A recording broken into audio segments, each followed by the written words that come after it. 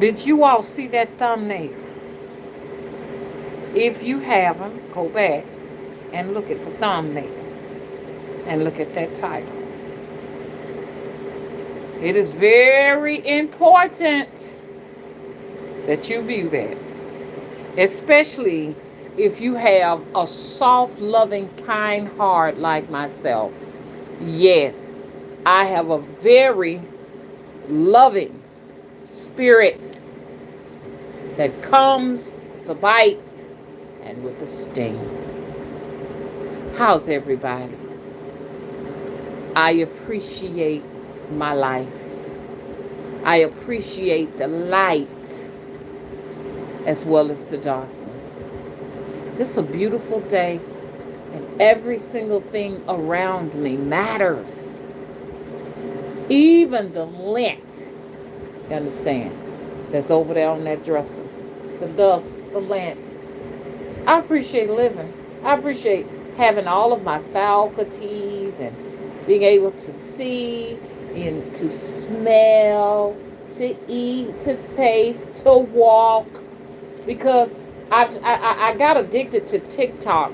And oh my God, what I saw on TikTok, just so many people sick with COVID. So many people suffering with cancers and all type of diseases and ailments make me appreciate this gift even more. You understand what I'm saying? But guess what? That does not mean that I am up for grabs.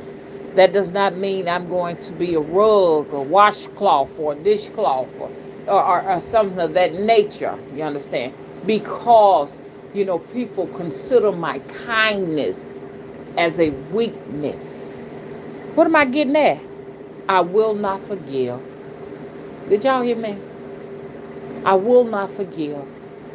Now, when it comes to the people that I love, you know me, I'm going to give them chance after chance after chance. But if I don't know you, and I just met you within the last so many months or years, you get no forgiveness from me, okay? And I'm not trying to say that I am all of that in a bag of chips. I'm just saying it comes a time when you have to set boundaries, okay? Now, I don't have any boundaries when it comes to Mr. Willie and my family. I don't, okay? And quite naturally, a lot of you all would understand that we give our families that unconditional love. You know what I'm saying? I feel like sometimes I have more boundaries set on my children than I do Mr. Willie. You know what I'm saying?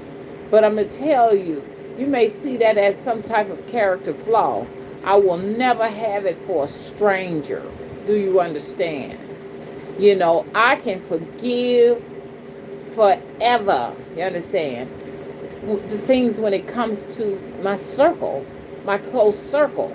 But what irks me is these people that say that they are your friends and you really don't know them, and then they expect you understand, to give them the unconditional love that you give those people that you have nurtured and you've reared, and those people who've been in your life, you understand, for forever, or those people who, your children that come straight out of your loins and stuff. You got vampires, that feel like they deserve uh, um, the same treatment, and you don't get that now. So what am I getting at?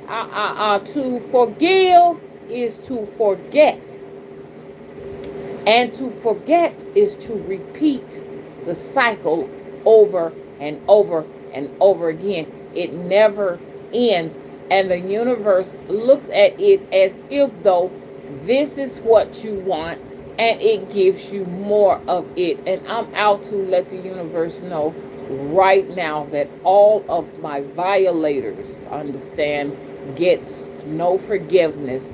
Do not send them back to me, okay? Because I'm letting you know now, universe, that if you send them back to me, I am going to ignore them, okay? I want you all to adopt that same behavior. What am I getting at? You know, I was just looking over my, time here on YouTube. Everybody knows I've been here for about 14 years. It's been a journey. And you got some people that say, oh, you've gotten nowhere because you've been here 14 years and nothing has changed. Let's put it like this. You may not see any material possessions here, but I'm a very spiritual natured person. I'm very primitive. You know, you can say primitive is a bad thing, but I'm ancient. And things like handbags and suits and dresses and, and all of these different other people's names because they're not yours. You know what I'm saying? I'm not going to walk around with nobody else's name, you understand, displayed upon me and advertise them. You understand? I will put my own name on my clothing, you understand, my shoes, or what have you, before I put someone else's name there. You understand? Because you're just a walking advertisement.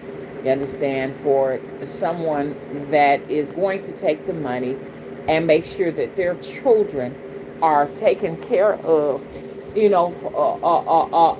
for life and inheritances for them and their offspring. Meanwhile, you are the actual wallet for them. While your children, you understand, struggle and inherit nothing but debt. So this is why it's very important that we get our priorities straight as we go into this place of darkness. And the reason why I say it's a place of darkness is because no one knows, you understand, what is in that place. The future is very uncertain as we hear all of these different apocalyptic things that are ready to happen, ready to be unveiled. So I say all of this to say, why would I invest all of my funds and resources into someone else's, you understand, investment? You understand? So when you look at me, what you will see is my happiness. You're not going to see $1 million home. You're not going to see horses running on about 15 to 20 acres. And you're not going to see that with me, but you'll see the happiness. You'll see the growth, the evolution as far as spirituality. Not anything of a material gain. You understand? So I've heard that I've been here and I've accomplished nothing. I have accomplished a lot. I have grown, in my supernatural practices, and I have favor, you understand, with source. I've been granted source information. I've been granted wisdom, and all of those things are far more important than silver and gold.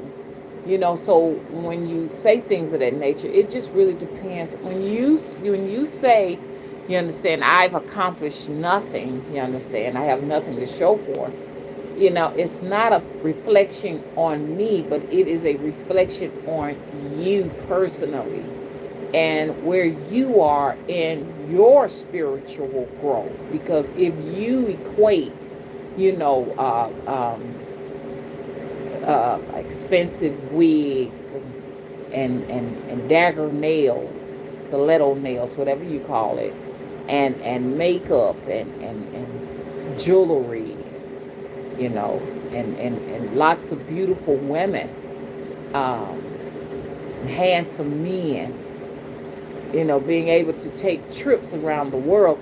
If you understand what I'm saying, equate that lifestyle to amounting to progress or what have you, that's your spiritual journey right there.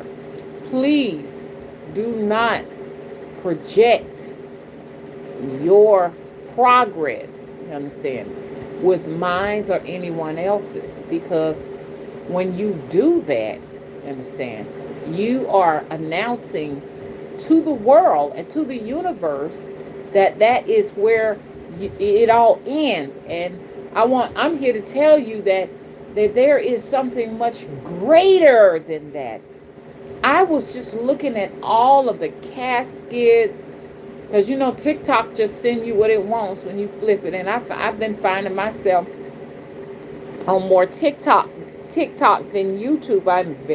I'm very invested in my time, and I'm trying to pull back from TikTok.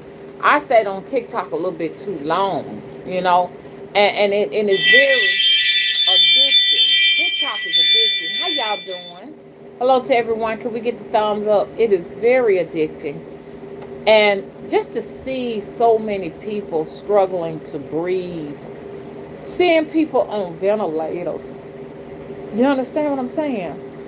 Seeing people, it's that song, it's a song that plays all the time, and it just plays out in my head. And then TikTok started showing me out in the wild where, animals are eaten alive by hyenas and lions and all of that, all of those things. And just hearing this zebra just getting eaten alive by lions and you know what I'm saying, lionesses, and just hollering and moaning, and just looking at all of these things let me know that yes, where I am right now, I am in hell. This place is hell. This place is really hell because someone is living hell right now. And I'm like one of those collectivists, you know what I'm saying? I think about the state of mind of all people, not just necessarily myself. And it's just how I am. I'm an empath, and I just say, well, if somebody else is living a life of hell, understand here, I feel like I'm living a life of hell too, whether or not I'm conscious of it or not. So it makes me say that, it's time for me to work on my afterlife at this point. I'm 54 years old. In just so many months, I'll be 55. Not necessarily I'm doing it because, I'm a middle-aged woman, I'm doing that because this is where I am now on my journey, because I feel like it is very important that I don't come back to this prison. This is a prison that we're living as long as we, don't get me wrong. I appreciate all of the good days. You understand? And I don't want to complain. But I must realize that there is something more greater than this planet. I don't want to feel like when I leave, this is it. Because I know there is more. And I know that the work that I put in here right now on this planet will decide, you understand, what type of life I'll have, beyond this particular place. So, and I know I need to work on a lot of stuff, getting my house in order and all of those things. Because, a lot of us spend time, living, and some of us are here and we're truly dead. You understand? We never will figure our issues out. We're dead on opiates, and we're dead on narcotics. We're dead because we have disincarnates, and we have a spirit of suicides, spirit of homicide, spirits of depression upon us. So we cannot, and some of us just sick physically and mentally and spiritually, until we're losing time. We're losing time. Do you understand? I've lost a lot of time. I've given away a lot of energy. I've had energy theft, occur. So at this part of my journey, you understand what I'm saying? It is very important that I am putting all things in perspective. Now, a lot of you are not going to understand my mindset, but y'all got to understand that there are many stages of life and milestones in life. What you would have thought about when you was 5 years old, at this point, it is behind you. What you may have thought about as 25 years old, it is behind you now. And there's a stage of life, and we all are going to go on these different stages. Just like when I was in my 20s, it was about having babies and maintaining a sexual relationship, and you know what I'm saying? All of this, these things was like important to me. And going to school so I could make better money. My mind was not here where it is now because it was not supposed to be here where it is right now. Got to 30 years old, it was important that I find my biological mother, my biological father. That was important. I summed up my life. At 30, you sum up your life. You look at, am I happy? Have I accomplished the things? Not am I happy, but have I accomplished those dreams that I thought of when I was a child? At 30. At 40, depending on your geographics, for me, my children were all just about grown. I felt this independence, and that's when I found you all here on YouTube. I was in my 40s and went on from there. And in my 40s, it was just all about a whole new life, empty nest syndrome. See, these are all stages of life. So would I expect a 30-year-old to understand where I was in my 40s? You understand? Should I expect a 40-year-old or a 30-year-old to understand where I am in my 50s?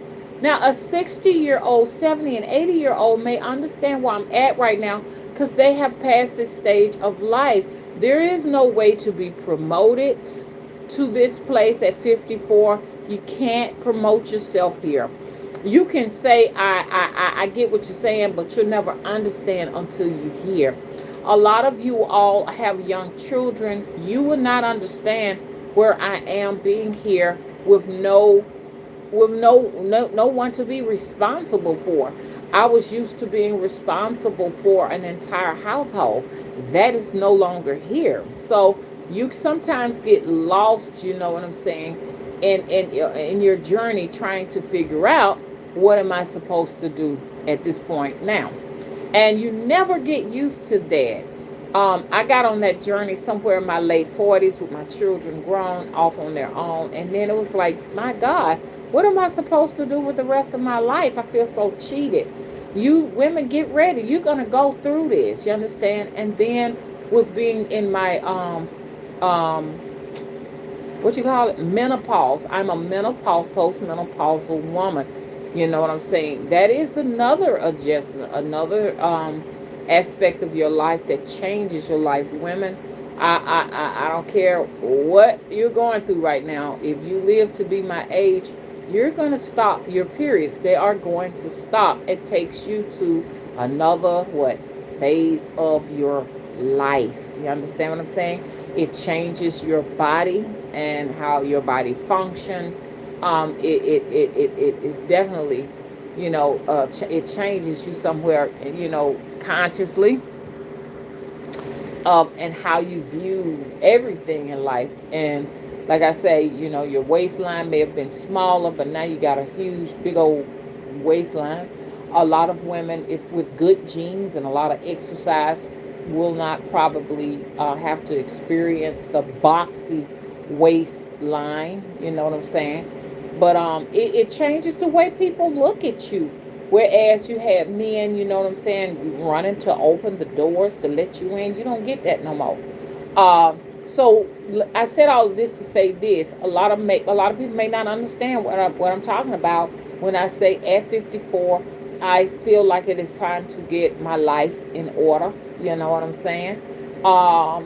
And live a very simple lifestyle. And it's not about collecting shoes and collecting bags and coats and suits and dresses and just collecting things. It's about, going into your home and trying to find a way to eliminate things that you're not going to be using anymore. You know what I'm saying?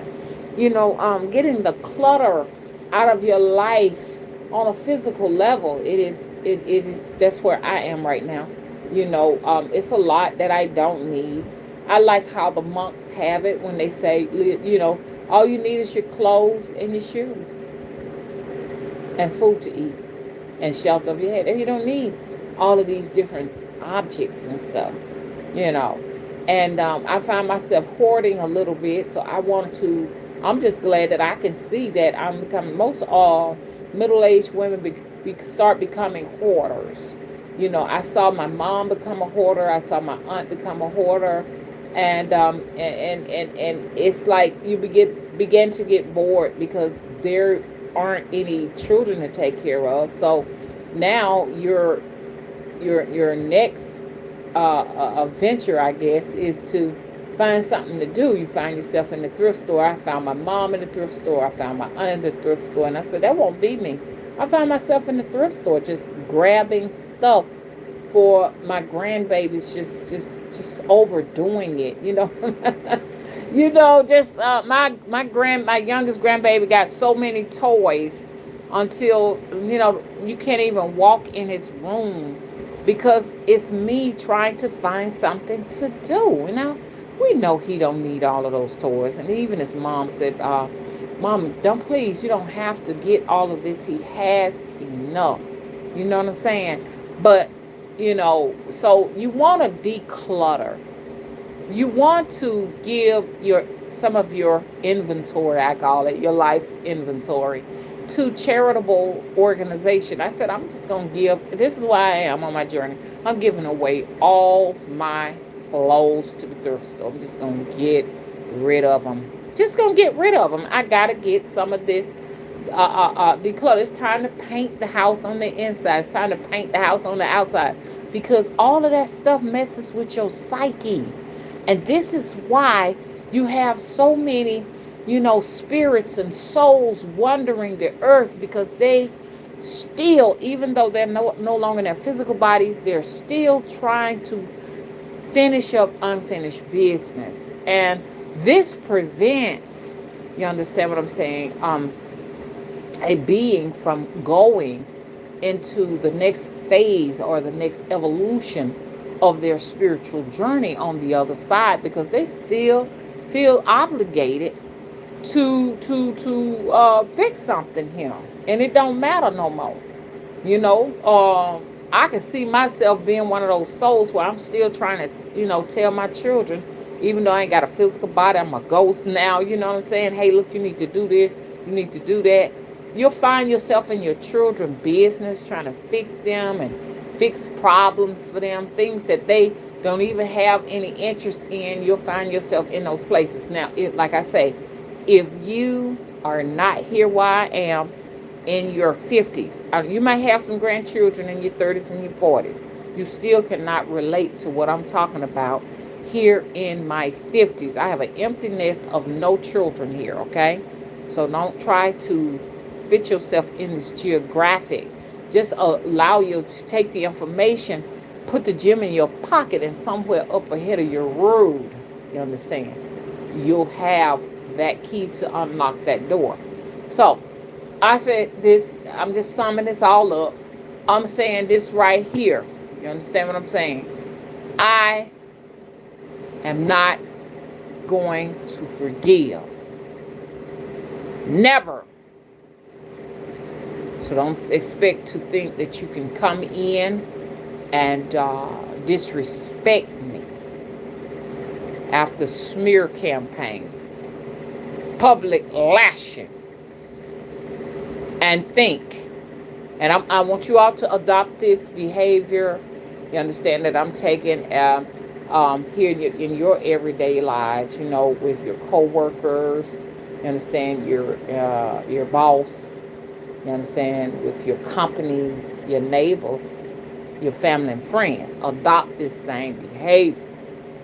Now, your family and friends, and sometimes with your family, you're gonna find a way to make some exceptions, because those are your ride or die. You know what I'm saying? But like friends and stuff, you have to put boundaries up on them for sure. But when it comes to the strangers, like your neighbors, like I say, employees and the boss or whatever, and the companies, and your customers or something like that, you got to show them, you understand, that you are a structure, a structure that refuses to be demolished, because these people will try to demolish you Now, if you try to call me up after we ain't friends no more, and you are on the internet, you understand what I'm saying? You know that I am not going to forgive you. Okay? If you're in any kind of misery, it is because you deserve it. Okay? It's yours, and you'll pay the cost. I want you all to know that when people come to you and demand your forgiveness, what they want is for you to take on the burden or the pain that they're suffering. And if you forgive them, you're saying that what you're going through, I'm going to go through it for you. And you better best believe once they realize that you let them back in, they can go inside to destroy you at that point. To forgive is to say you forget. Never forget what a motherfucker done to you. Okay? Never forget that. Because if you forget it, you're going to repeat it. Learn how to curse, C-U-R-S-E, those who have violated you. But you got to make sure you ain't the one that was in the fucking wrong. You got a lot of folks that was in the wrong that feel like after they get their ass whooped by karma, they got a right to come back in. You understand what I'm saying? And try to curse you. And this is how come they make their situations worse. This situation gets worse because I don't care what nobody says. Something is watching all of us. We can say all day long we don't believe in God, but it's still something that humbles you. You understand? You got a lot of folks say, oh, you know what I'm saying? The church ain't real, the Bible ain't real, Christianity ain't real, religion ain't real. It is something that will humble your ass watching you. Hello? And there's a misconception of the church that says forgive and forgive and forgive and forgive. They teach you that so that they can get over on it. Meanwhile, you understand what I'm saying? I don't see them doing no forgiving. Well, hello, y'all. Let me get in the chat. Hey, Sean Butterfly, you get the welcome and boss I call all the way from Liberia. Okay. Hello. Empress 8 Star, how you doing? Hey, Magical Mayat, how are you? Hey, La Lilith, how are you? Hey, Sasha, where you been?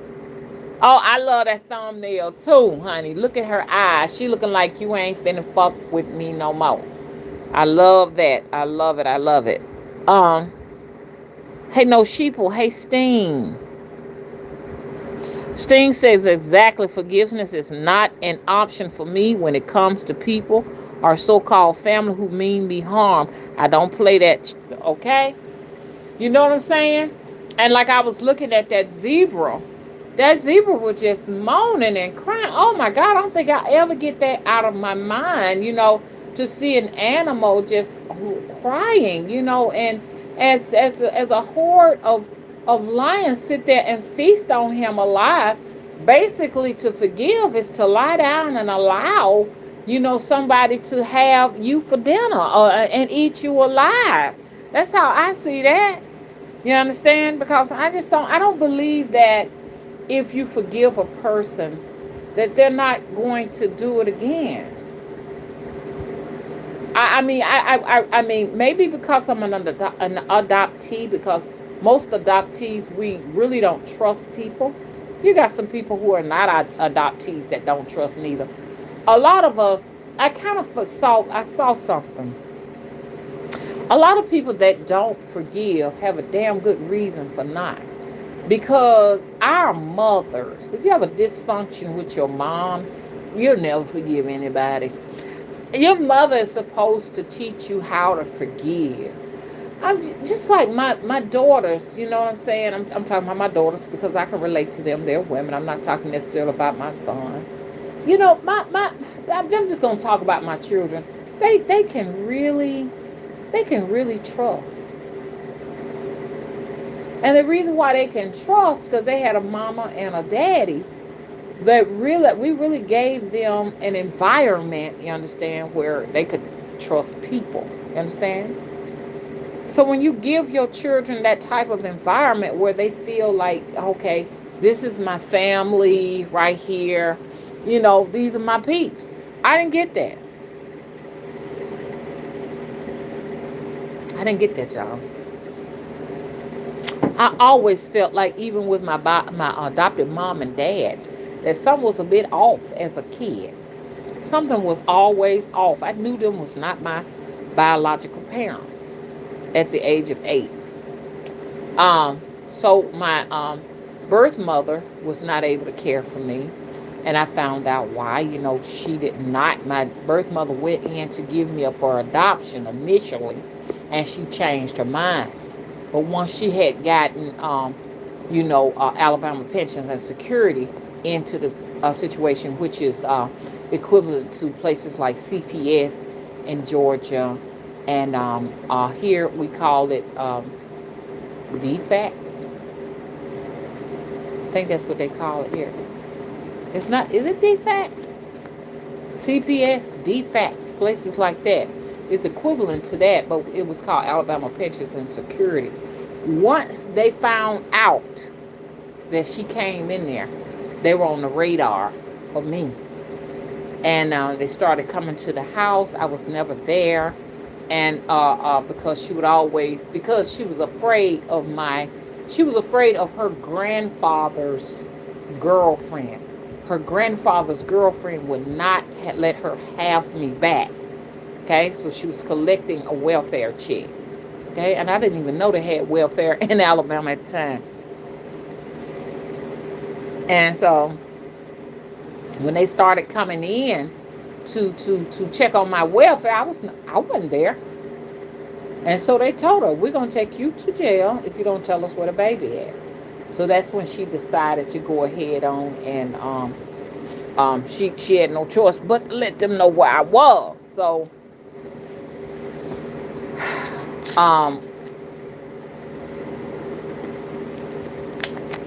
so even when my mom had me, I was there to 6 months. So even at that point, I was not there with her. She just allowed this lady to just have me, you know. So they go and they and check, and I went there, and she finally took the police officers, the same ones that whooped all of those people on the Edmonds Pettis Bridge in Selma, Alabama. She took them and a social worker to this lady's house. Her name was Pick. That was her name. And when she took them over there, the lady came out with a shotgun. Now this is what is in the social workers' records at the courthouse in Montgomery. So the lady comes out with the shotgun, showing it off, saying, "Ain't nobody getting my baby. Ain't nobody getting my baby. Ain't nobody getting my baby. Somebody gonna get killed over my baby." And it was so crazy until my great grandfather went in and decided to tell her to put it down because they wanted to do a shootout by that time. And he went in and got the baby and gave the baby to my birth mother. And when my birth mother had the baby, she didn't want to let me go. So they said they actually ripped me by my arm out of her hands and took me. And they said she was screaming, yelling. All the neighbors was out. It was a mess. And my great grandfather dropped to his knees. His name is actually Willie.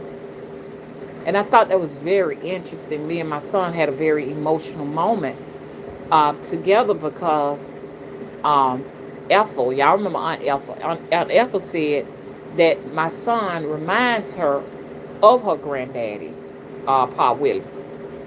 And me and him had an emotional moment, and he could grow anything from the ground, cotton, all type of stuff. So he loved the fields, growing peas and all those other little things like that. And my son is like that too. My son tilled the ground with his bare hands.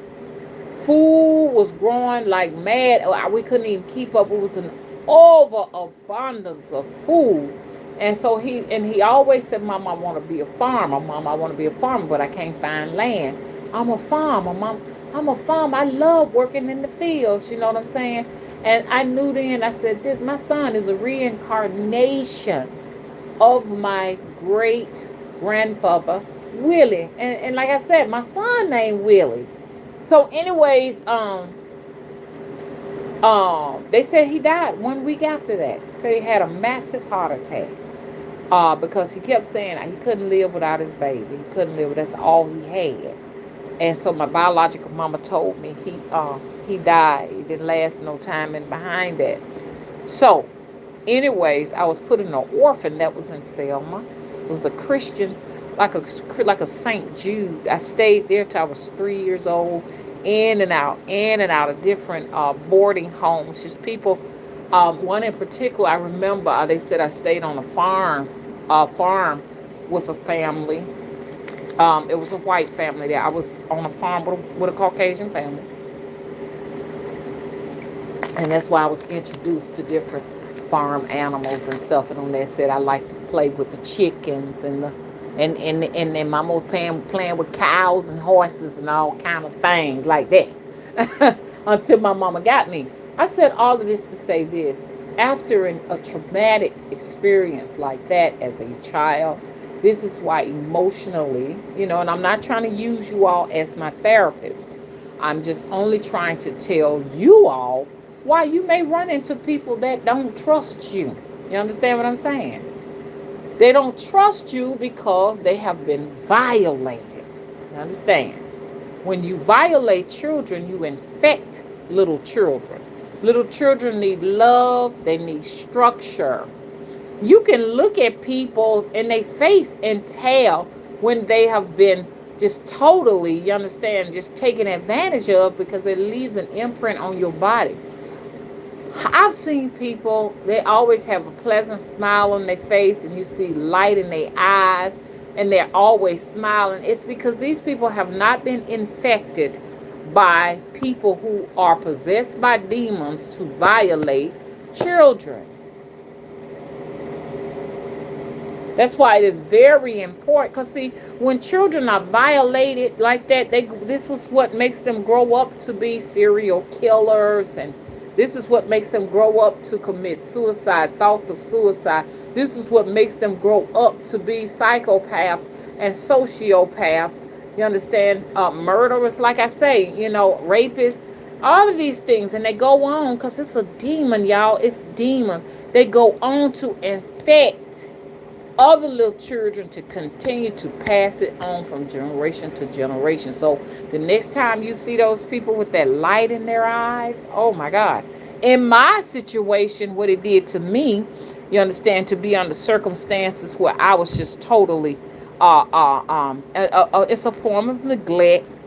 That I'm not necessarily saying that my mama was a terrible person. She was young and just unable to take care of us because, you know what I'm saying, she was in a rural setting in Alabama. And they didn't inherit nothing. She had nothing. And it makes me think of myself. I had a crepe myrtle tree that I would eat from. I would eat the little green berries off the crepe myrtle tree. And she said she would eat all the peaches and pecans off of those trees. And we call those trees our friend. That's why till y'all hear me make a big deal about trees all the time, because the trees actually fed me. That's the reason why I'm alive today, because the trees fed me. Hello? I know what y'all saying, Mama, trees feed all of us. But that was our lifeline. Those trees were our lifeline. And I did the same thing my mama did. I would go and steal peaches off people's trees.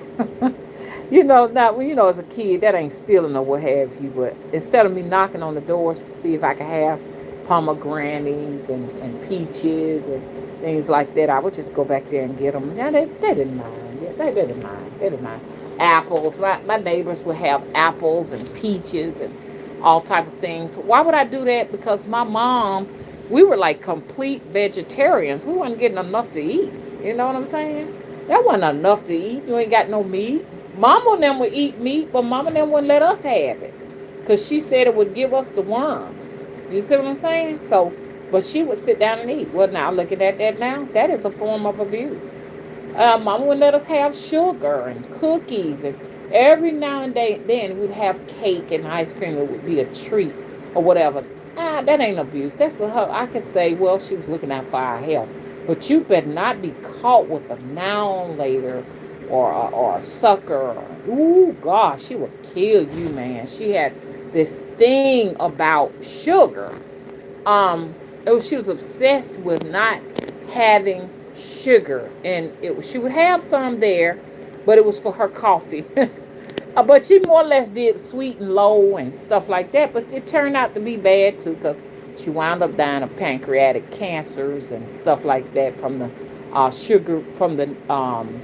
sugar-free sodas and all of that she abused all of that stuff. And y'all, I'm telling you, a white refined sugar is deadly poisonous as well. Even though I had a bowl of cereal, but you eat it in moderation. It's deadly, unless it's cane sugar, high fructose, corn syrup, and things of that nature, sucralose, and all of that stuff. That stuff is bad for your health. It causes inflammation. Now, I can understand her doing that. You know what I'm saying? I can understand that. But it's a lot of things when it came to her, I really didn't understand it. I really didn't understand my adopted mom.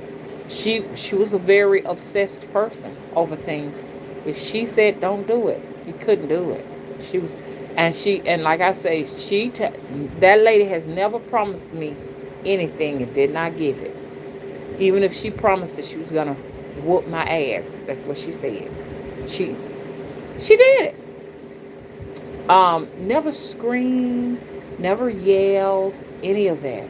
Was very and I have a voice, was very cold and calculated. You knew her schedule. She had a schedule. She was a drill sergeant. Hello, okay, So, a lot of her blessings, I have them now. Like the ability to be able to save like money. I can save pretty good. I don't splurge money. I don't buy stupid things with my money. If you give me $1,000, you'll be able to see what I've done with it. You're gonna see it somewhere. Now, I've not always been that way, because I've everything. If you ask me what have I done with my lifetime, you know, you know, uh, my lifetime, not savings, but what I have accumulated financially, you will see it in my children. My children were my investment. So if you ever get somebody to come up and say, what do you have to show forth? If you got children, just point to your kids. This is what I have to show forth for what I've done all my life. These right here. They had to eat, they had to have clothes, they had to have an education, they had to have love, they had to have nurturing, they had to have care. That's my motherfucking investment. You understand? And that's my goddamn insurance right there. Can I get a witness? Can I get a witness? Because you'll hear a lot of men complaining, especially black women. We have our black men complaining and everything. But let them have to do what we had to do. They couldn't do it. They want to do it, but they can't do it. You understand? They have fantasies of doing it. You understand? But when the whole entire world, and your world is just whatever that is. I'm not talking about the earth. I'm talking about the world of your family or whatever. When they all depend on you and it ain't nobody else to turn to. You understand what I'm saying? Then you realize you God. And they could never, these men could never be that. Now, I'm not talking about my divine masculines out there that are listening. I'm not talking about you. I'm just talking about there are some men out there that complain about everything a black woman do. You understand what I'm saying? Basically, women, do not take it personal. He's complaining about his relationship with his mother. He can never be complaining about you because you ain't his mama. You wasn't the one supposed to be providing for him and making sure he had what he had to have. His mother, his father is supposed to do that. So know that when the black man is complaining, he is only complaining about what he lived through as a child, his traumatic experience he had with his mom. And he wants you, black woman, to take responsibility for it. He can't find no good in you as he cannot respect his mama as he watched his mama work a couple of jobs and collect welfare or living on some type of assistance or in Section 8 housing or in some type of apartment or a project situation. He cannot respect her because of that. He see the reason why so many people see black women as men, and they have a very good reason for doing so, is I never will forget my daughter said this, and I want to keep the focus on this. Never forgive, because to forgive is to forget. Okay, don't forgive no motherfucker. You know what you do? You press harder and put that curse on them. But my daughter works in a type of mental facility as a nurse.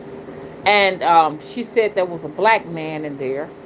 And when the white nurses came in, he was all like so man-like in nature and talking about how cute and pretty they were. And then a black nurse came in and he had said, she looked like a man to me. He said that about the black nurse. And the black nurse said, let me ask you something. Did you have a father in the home? He said, no. She said, okay, it makes a lot of sense. So what she did, she went back and she talked to her colleagues and said that she noticed, very intelligent woman, that, the black man that didn't have a father, didn't have a father in the household, tend to see his mother as a male figure. And he would see her as a male figure because he saw her having to work two jobs most of the times. He saw her struggle. He saw her, having to take the trash out, probably cut the lawn. He saw her in a male's role, taking care of the things that most would see a man having to handle. So he would associate a black woman with being a man. You know what I'm saying? He would say, okay, you know what I'm saying? She looked like a man. So black women tend to look like men because they are functioning in a male role. This is what it is. So if you're sitting up here in a relationship with a docile man, you're going to tend to look more male in nature. If there is no man there, you got to do his work. You wearing the pants, you wearing the dress, and you assume the appearance of one. Black women, you'll never get the experience of feeling like what it feels like to be a woman. You'll never get that experience because you'll always have to be that male counterpart that is missing and is not there. And it's unfortunate, but due to psychological warfare, and y'all know I always say psychological engineering, you understand, and the brainwashing. This right here is the state of the black man's mind. He don't feel a need to protect his women. You understand? He feel a need to pimp his women. You understand? So he'll take this role on as pastor or minister or priest or something of that nature. Because that's what the wealth is. The wealth is in the womb of the woman. The wealth is within the woman. And that's the only wealth he'll ever have because, the white man, you understand what I'm saying, came and took this land and owned this land. White man owned that.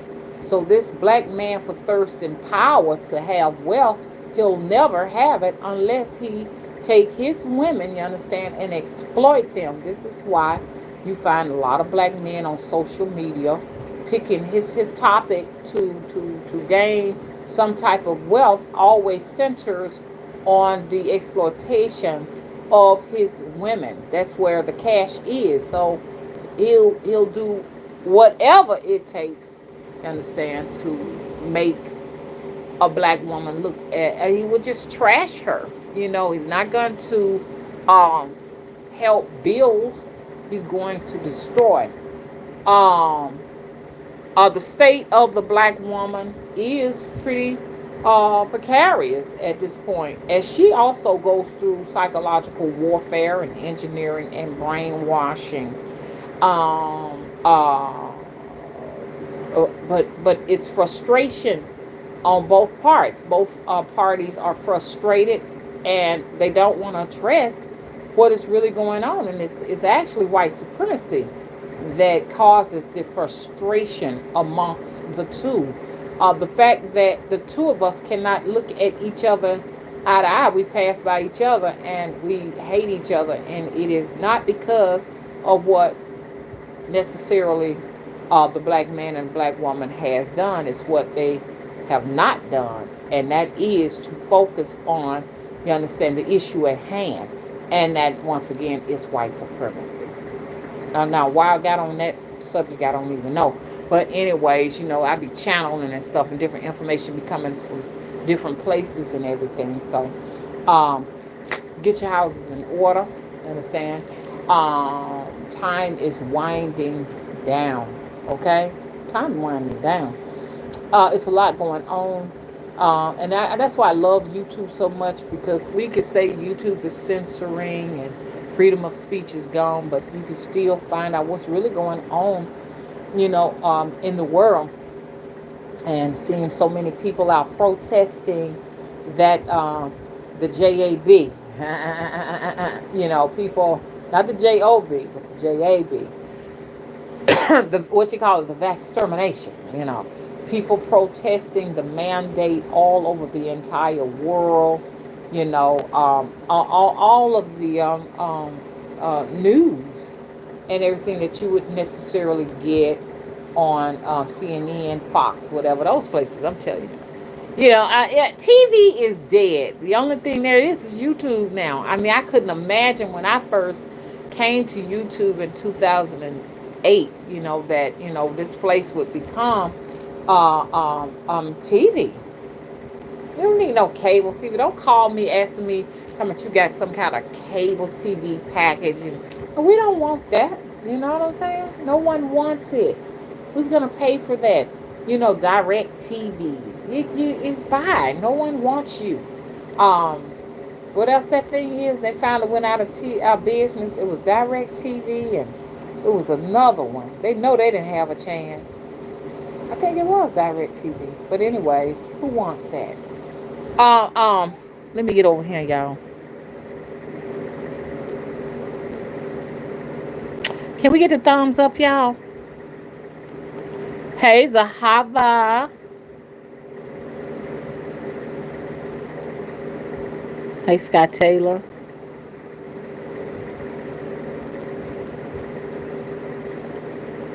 Okay, look, let me tell you something. Y'all make sure that y'all bookmark this video to watch it over and over again for 12 hours. This video tends to go into hibernation, and it's not available on my channel, meaning that, I'm not, what I'm trying to say is this: if you click off this video and you get rid of it and you go to the bathroom and you come back to my channel looking for it, it's not going to be there. So go ahead, because they're putting a lot of restriction on this channel. They're not allowing it to flow in the algorithm. So you need to make sure, if you want to watch this again, that you are now bookmarking it. And that is if that works. I can't guarantee you that that will work, okay? So I don't even turn on monetizations no more. They're all off totally, because every video that I try to monetize, they'll say something like not eligible for, not suitable for most advertisers, or it'll just say something like not available, error, just weird stuff. So I don't even do that anymore, as they continue to enforce. You understand what I'm saying? censorship on my material, and they have a very good reasons too, because they know that I am anti um, religious when it comes to Christianity and the church. They also know that I have a plan, whereas everybody else talking about the celebrity gossip and how it relates to witchcraft, the supernatural, or what have you, or magic. And they're just talking, but they see that I'm not talking. They see that I have a real life temple. Okay, they're very concerned about what we're doing inside of that temple and what we're talking about in that temple and what that temple is going to actually do to the south. And the temple should be the focus. You shouldn't be concerned about the temple. You should be concerned about the fact that subconsciously, you understand what I'm saying? I can persuade and lead telepathically, and there's nothing any censorship can do about that. Because I told everybody, go ahead and raid the shelves just to see what happens. Just to see what happens. And I know y'all going to say, oh, mama, that's careless. Don't do that. But at the end of the day, it is going to protect everybody who needs to make sure they got food in their house. And sure enough, when I said that, boom, people are saying, hey, look, check this out. They're rationing already. You can only have so much of this, so much of that, or whatever in certain places, not everywhere. But I'm telling you right now, they're going to do this everywhere. Everywhere you go, think about it now. You won't panic when they say, okay, you can't have but 2 canned goods. You can't have but this much of this and this much of that. Go and start getting it now. Okay? I went out and bought $200 worth of canned goods, pet milks, chili beans. I know y'all saying, Mom, that's not healthy. That's not healthy. But that'll at least take you over until you're starting to learn how to grow food in greenhouses and in the ground. Okay? So get you so much that will take you over at least. Try.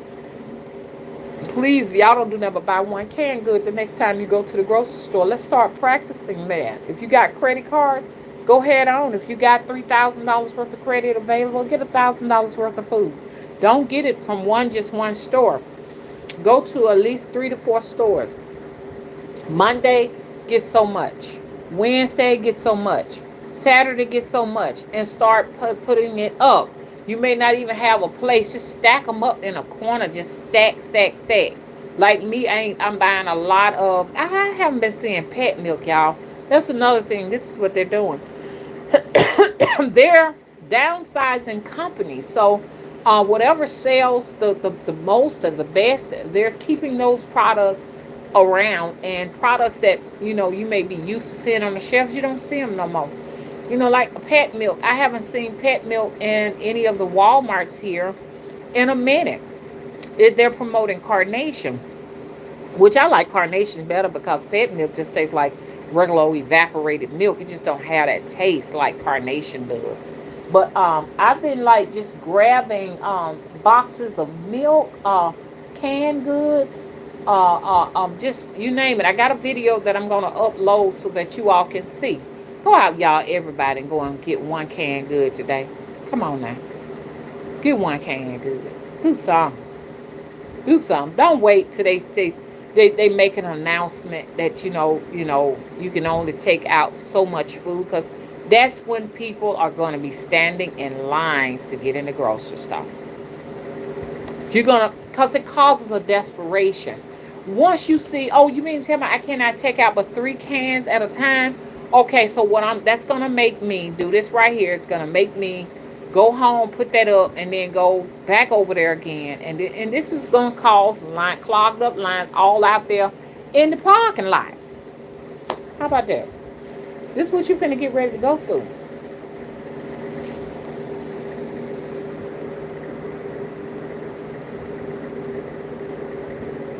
I'm in the chat room.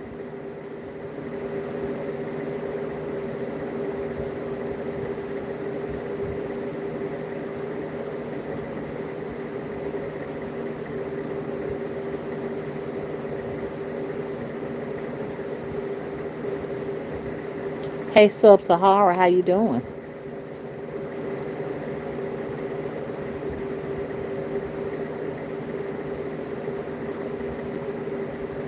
Okay, now Scott said we're gonna be needing them greens. Go ahead and put that thumb to you. And like I said, you get 5 gallon buckets and grow greens. Now it's time to put greens in the ground, in the bucket, the raised beds. You could put greens, lettuce, all of those things in the ground. This is when you're supposed to be doing all of this, okay? Because they can handle the cold, and your collard greens will be really, really good, and your spinach will be good because you don't have bugs in the wintertime to sit there and eat on the leaves. When you're growing greens in the summertime, then you have to start spraying it with all kind of chemicals to keep. Who wants collard greens with holes all in them and got greens with that's then ate down to the vein and the skeleton of it? You know what I'm saying? So go ahead and get them in there so you have a nice big green salad. Yeah, get your plastic. Make your plastic greenhouse. You can make a plastic greenhouse with plastic, and when that plastic is beat up and weathered and stuff, then you do it again. You should be putting plastic on your greenhouse twice a year for the summertime. I mean, not for the summertime, for the spring prep and fall prep.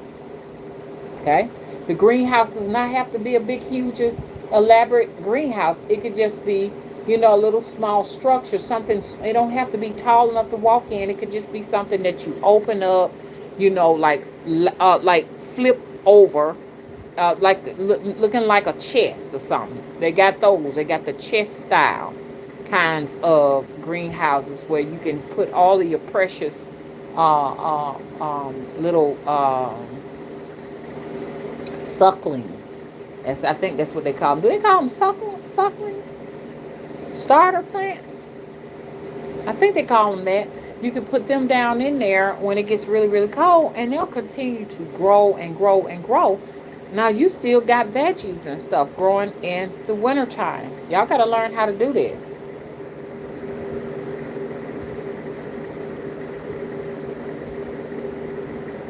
Hey Amanda, how you doing? She said, I'm currently pregnant and I absolutely needed this. I appreciate your wisdom. I'm crying while on my way to work right now.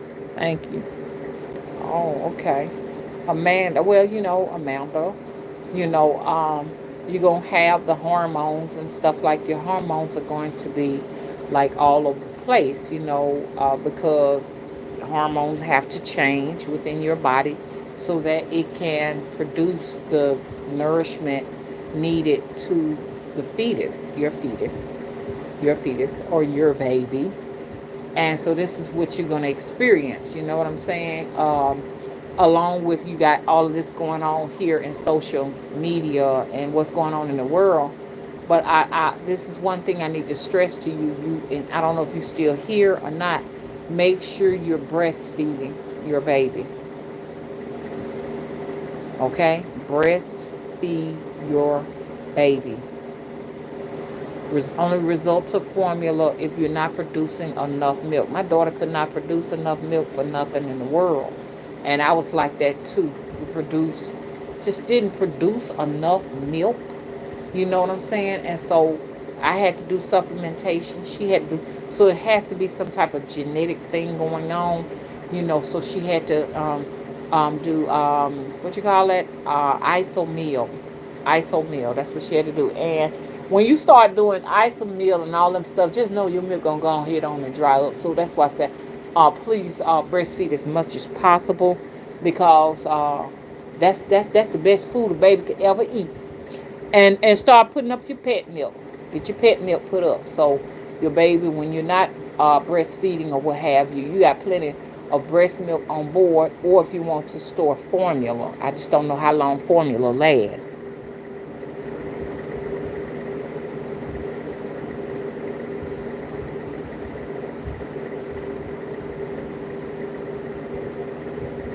Okay, Sting says, right, spiritually, I didn't get that privilege either of having loving parents. It was my grandmother who truly cared for and loved me.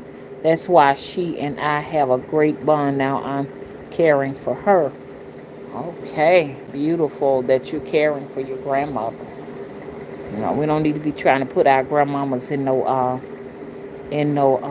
what you call them things over there, nursing homes. Hey Kevin, how you doing? Okay. Kevin says, All power to you. There is a solar storm in progress. This place I'm in is horrible. I then hope this system ends soon. Is it that bad, Kevin? Where are you, Kevin? I was looking, like I said, y'all, I've been on TikTok killing it, man. I'm finna start doing some live streams over there. So Google, go ahead and hurry up and let them know I'm on my way over there. Because like I say, they trying to restrict everywhere I go.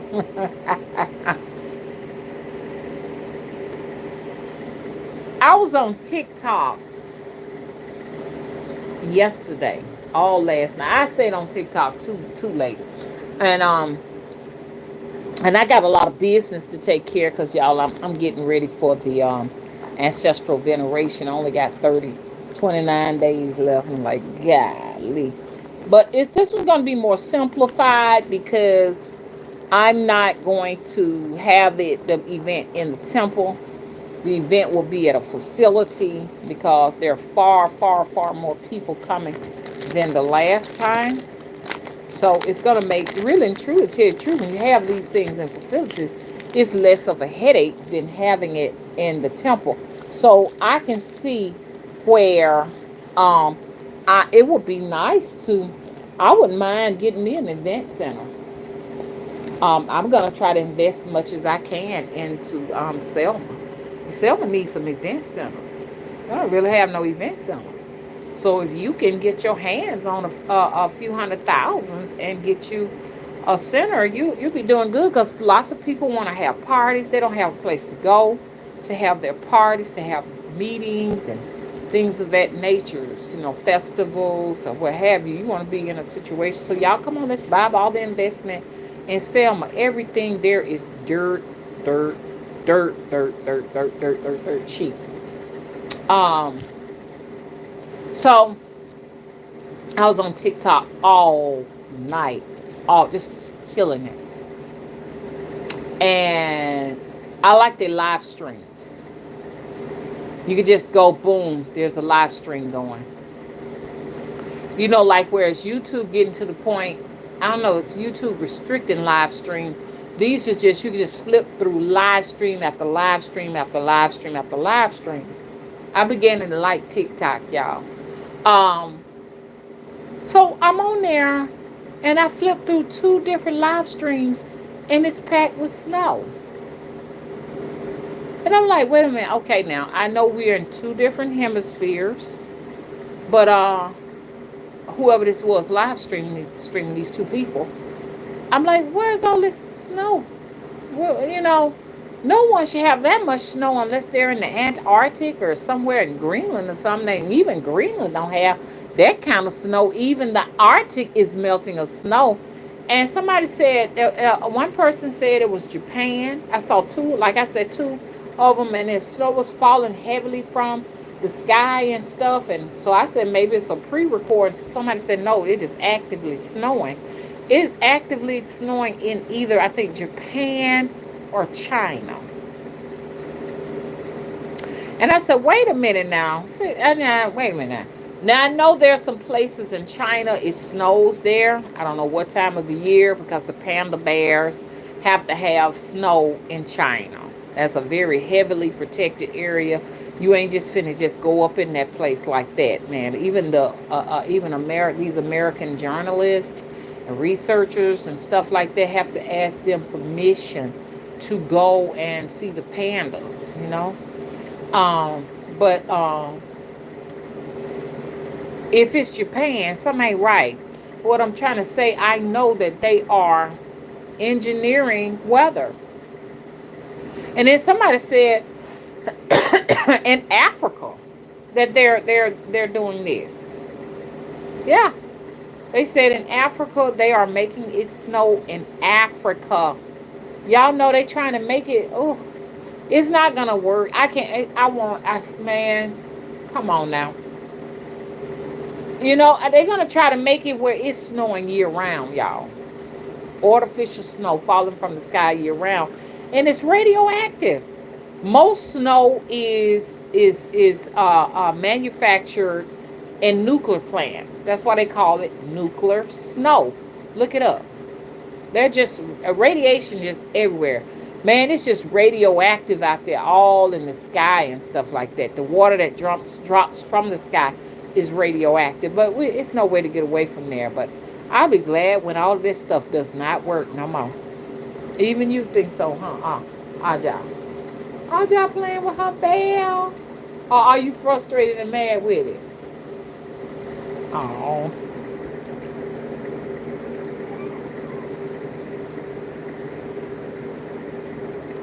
So where you from, Kevin? What? Now, because I know up there in I think it's up in near the United Kingdom and those little areas that it's a lot of craziness going on. I heard a story where they're like stealing gas from people's cars, just drilling holes in the gas tanks and just draining the gas out of it. Oh, you in Bristol? Okay. So you are in that chaotic spot. There's a lot of chaos going on. People just taking to the street. People are sick and tired. We know they lying about everything and stuff about the JAB. Everybody knows it's nothing but lies, and you can't talk about that because somebody was telling me that if you talk against it or whatever, they're gonna completely ban your channel.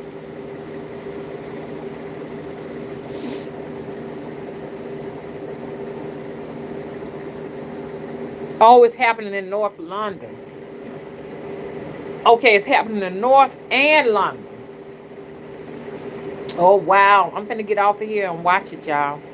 I'm finna watch it. I gotta go, y'all. The angels are with us. 111. Make a wish. Okay, magical. My aunt says she's about to check out TikTok. Go ahead and check that. You're gonna love TikTok. You can definitely do some TikTok with what you're doing. You'll get a quick fast following on TikTok.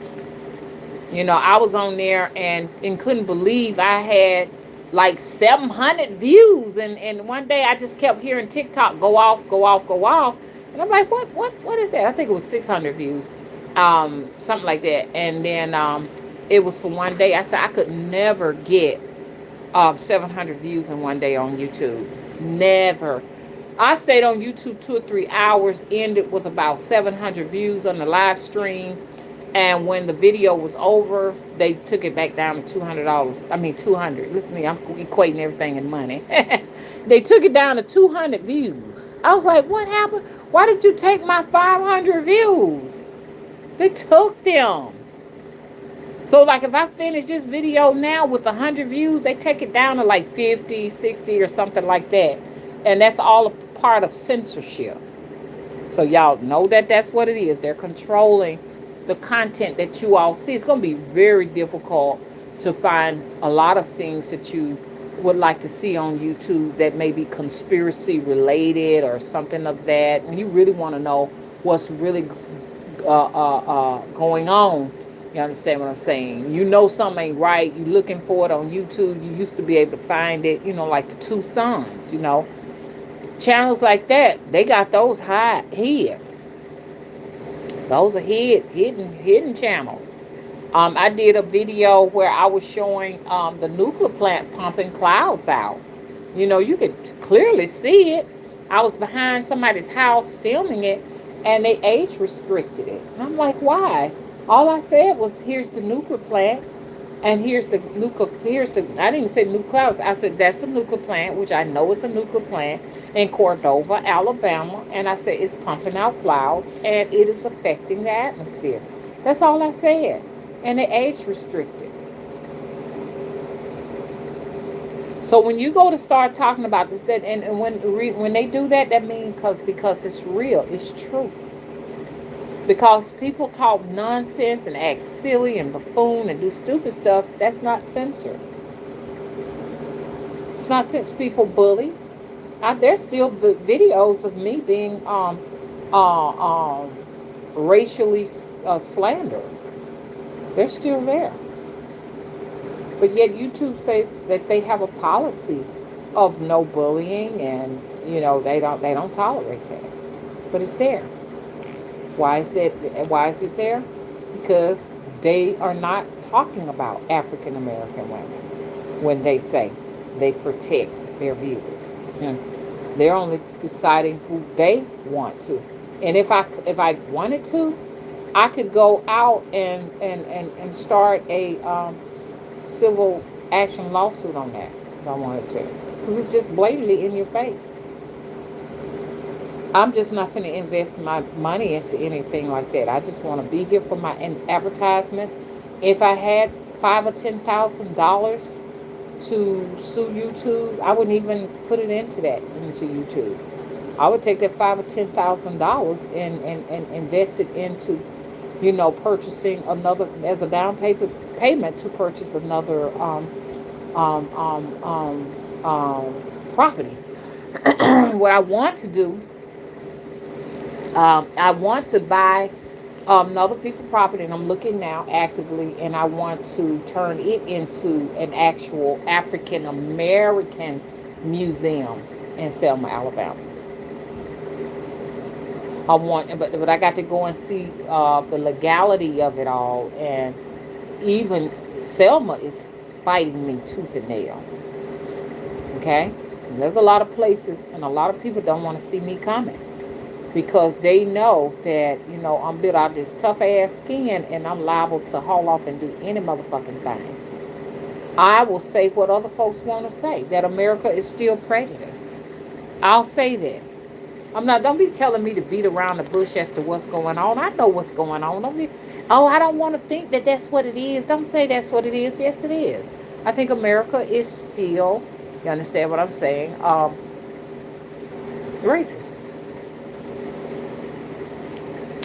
I know for sure racism is being practiced every day, all day long here in social media, YouTube, against us as African American people.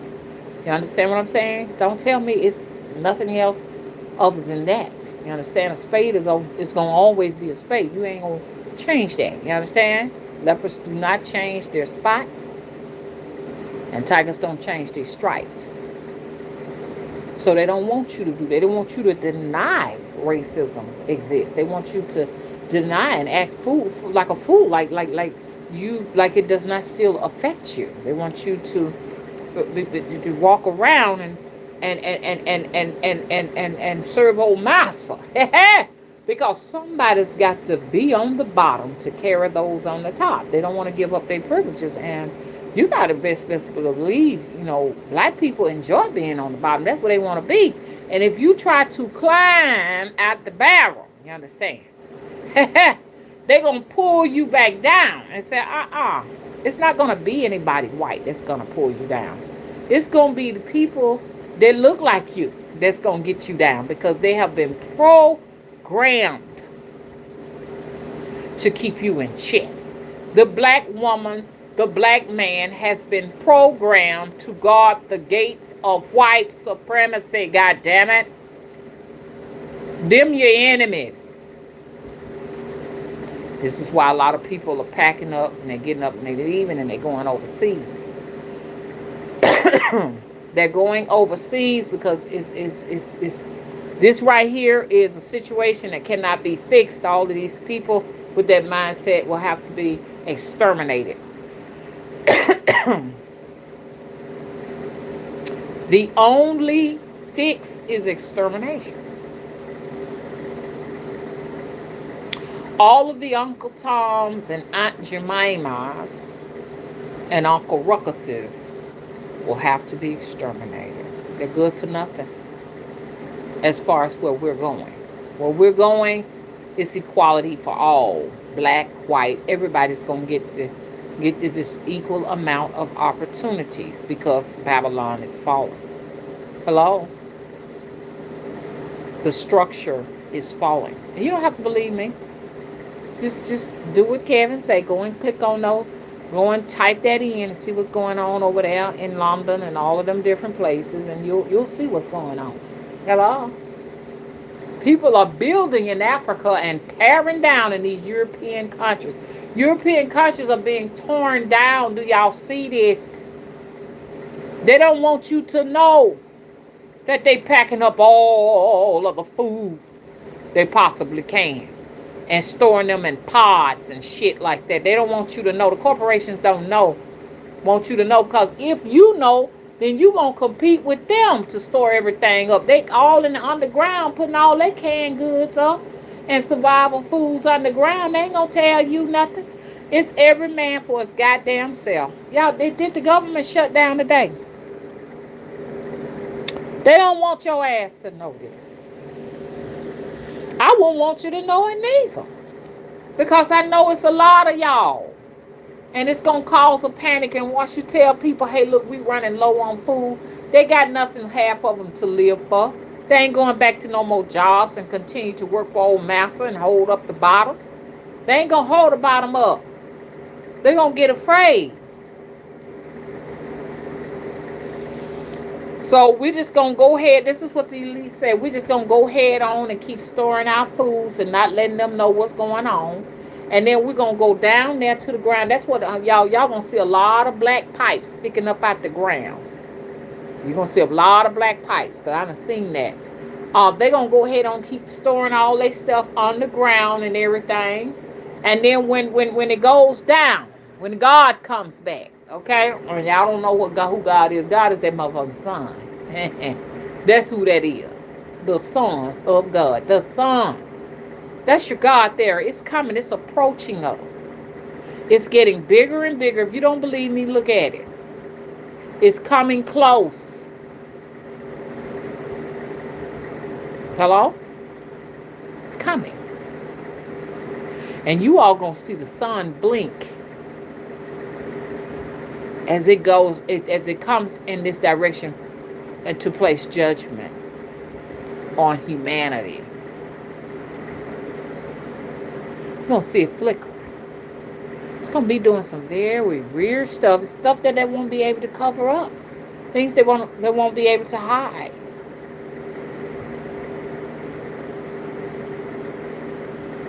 When that goes down, they're going to be down there. They're going to lock and seal their little things up, and they're going to stay down there and wait. And the Bible talks about the beast, as it said, the beast, heard what it said in Revelation, that the beast will be locked up into the bottomless pit for another so many millennium. This has happened before. And when conditions are right, they come up out of the ground, and they back out. They lose their melanin, and this is what makes the skin more fairer or what have you, the lack of sunlight. And they come back to torment the earth again. Who's going to be on the top of the planet? The ancient people.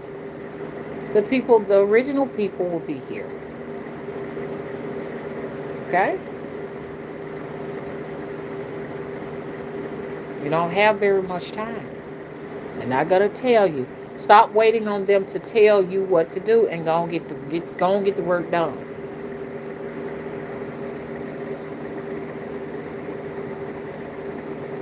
You're not children.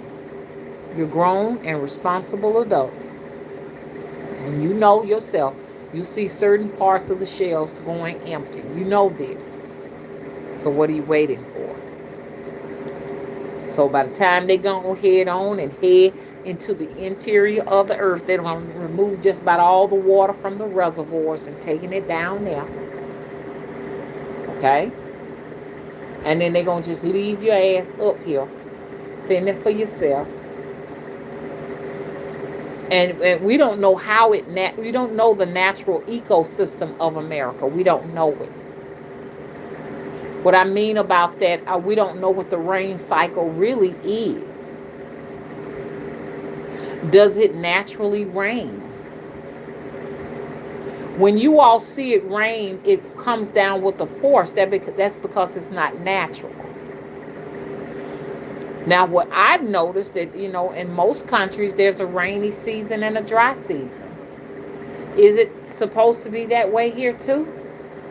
All over the planet? They've messed up the ecosystem. So, you see these little desert-like areas and stuff like that. It's because somewhere in time, these pillagers have turned these places into these dry bone, areas where no life necessarily exists. They've caused this. So they in their instinct, they know what to do. They like we somebody was saying why the push to know who the ancestors are all of a sudden. It's very important. Most black people here in America and everything just go to church and read the Bible and pay their tithes, and then they think everything's gonna be all right. They go to work the next day. They don't take into consideration that their DNA contains information for survival. You couldn't even be able to get them to see that. And that's why I'm so excited about the ancestral veneration this year. We're going to teach that. Not teach that, but we're going to have like in that will be a part of our program. Okay, this is going to be much different from the last one. Understand? We're going to have an actual program, poetry, all of that different stuff. And it's last minute because I'm getting it together at the last minute, but it's fine. Everything is gonna fall into place. You understand what I'm saying? When the ancestors tell you to do something, do it. Ancestors told me last minute, my behind, get it together. All we done did for you, you owe. And if you don't do it for them, honey, they might just take something that they've given you, take your house from you, shit your ass be out door. Just about all y'all got, even your lives. Your ancestors is responsible for that. Making sure you have what you have. Black people do not pay attention to their ancestors. You can go just about all these different other cultures and stuff. You go to Cuba, the Santorians and stuff are venerating their ancestors. You go to Haiti, they're venerating their ancestors. You go to all these different places. And y'all know I got taught by my DNA. They said my ancestors been here on this here earth, on this side of the earth in Oregon since 6300 before Christ. I'm going to put the map back up here so y'all can see it. 6300 before Christ. And then we went to Baja, California, which was just, I believe all this was America. I always say this over and over again. I'm going to stress it because it's important that you go and get yours done. It says that I am a Native American Indian and also African. Most of us are mixed over here. We're hybrids. Okay? Face it. And it said I was an Aztec. My people were Aztec Indians that were captured in New Mexico. Well, I don't know. I think these Native Americans were captured and taken to New Mexico, but it said that my ancestors were a victim of the New Mexico slave trade, and those were the so-called Indians.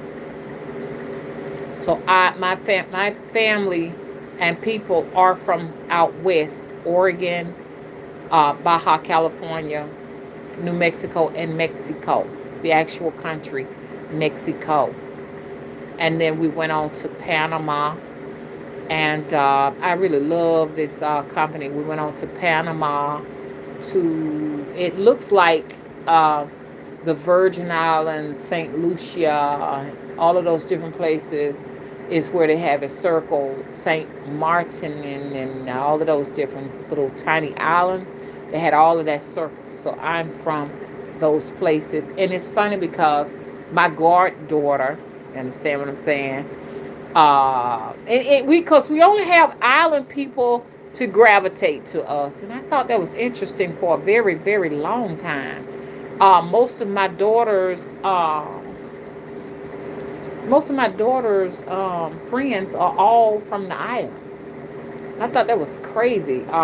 And my son goes with a woman from the islands. She's from, where's she from? Is it Barbados? I think it's Barbados. And I'm like, well, yeah, makes a lot of sense. You know what I'm saying? So we left there and we went to Philadelphia. We were victims of cholera in Philadelphia. So the thing about the 1800s, 1700s, we were all brought to from Africa to Nigeria, from Nigeria, there's different West African countries. and brought over here 17, 1800s. It's not anywhere in my chart. Nowhere. According to the X chromosomes, it was all there. Now, my dad, who is African, also would have the similar DNA lineup, because most of those people that were shipped to Liberia or decided to go to Liberia are indeed Native American people too, with African mix. Okay, now by the fact he's from Africa, most of the Africa bloodline that they gave me, which was like Nigeria, Benin, and y'all know what I want to say, Liberia, it was in there, Sierra Leone, and Botswana, South Africa, and the North African, and all of that. You understand? I do believe that most of all of that came from him. There's no way for me to explore my Y genes because I don't have him. I don't have him. So I got to correct that mistake. I was saying, oh, my dad's side of the family, they had a Y gene and the Y gene or whatever, and whatever, whatever. I don't know what they talking about the Y gene, because I don't have a Y gene. But it did say something about the Y gene, a Y gene being responsible for me being a descendant of Ramses III in Egypt. So I have an Egyptian bloodline, and they said it's ancient, so it's not a recent Egyptian bloodline. This is how they put it: an ancient bloodline that goes back further than my presence in Oregon. And it had Iran, India, just small percentages, and Morocco. Morocco was the highest percentage of my North African DNA. Very high percentage. So one day I'm going to try to get somebody told me to get an Egyptologist to you got to pay them now to explore that.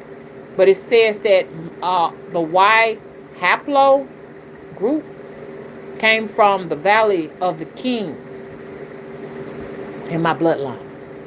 So you best better believe, honey. I'm like, that's pretty cool.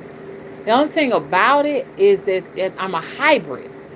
And that's something you have to deal with too. You know, the fact that you're not pure, and you just got a whole lot of stuff going on. That's a lot of different ancestors coming from different cultures. And that creates the confusion with a lot of people here in America. You got all these different, gods and goddesses at war within you. It's like you're engineered.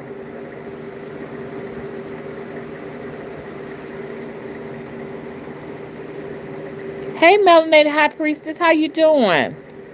Okay, thank you for moderating. She said, don't forget to smash the like button and subscribe.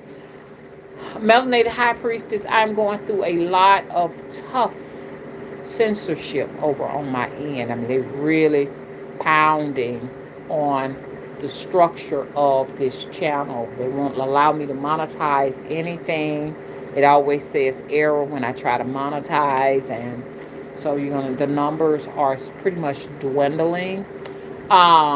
This is why I stress that, you all come out on Fridays. I'll try to make sure I have as much content as I can have out here on this channel on Fridays. Some consistency. If you all will, please go to my description box, and there is my website. There are a lot of videos you may have missed that you may want to see in the website. I'm going to actually, I hope I don't forget, put this video in the website. I've heard what is going on even with my website. It's being reported that, because I was like, what is going on with the website? It's not telling how many people are viewed. It's showing very few people going to the post in the website. And I was told that when I send out the email blast, 3 people said when you send out those email blasts and we go to click on the link, they don't work. We have to type codes in, things that didn't used to be, because I used to get 100 people viewing my post at one time, and that is none now to nothing. Why? Because Google controls everything. So in this Wix site, if I send you an email blast, I have 500 contacts in there now. If I send these people email blasts, they don't bother because they have to type a code in. They can't just click on a link and go straight to the video. You got to type a code in to go to Wix. So after the ancestral veneration, I have a lady now that's getting ready to work on my website. I will no longer be with Wix.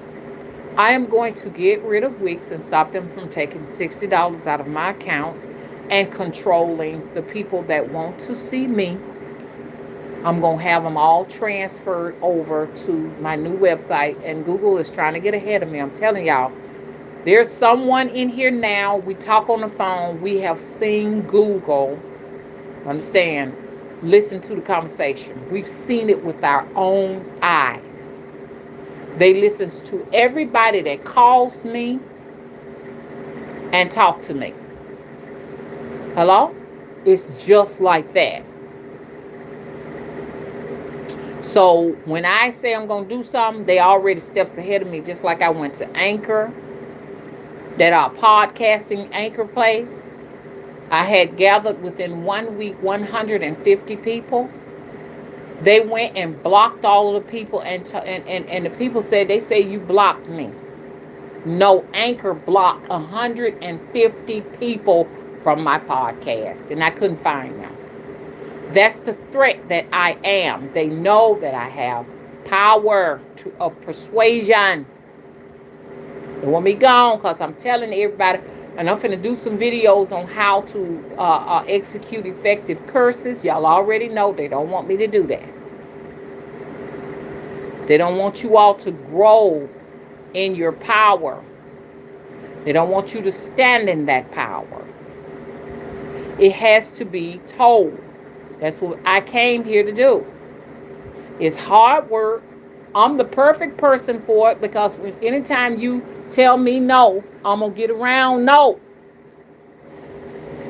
If you put a brick wall in front of my face, I'm going to go around that brick wall. I don't care how long it takes to walk around there.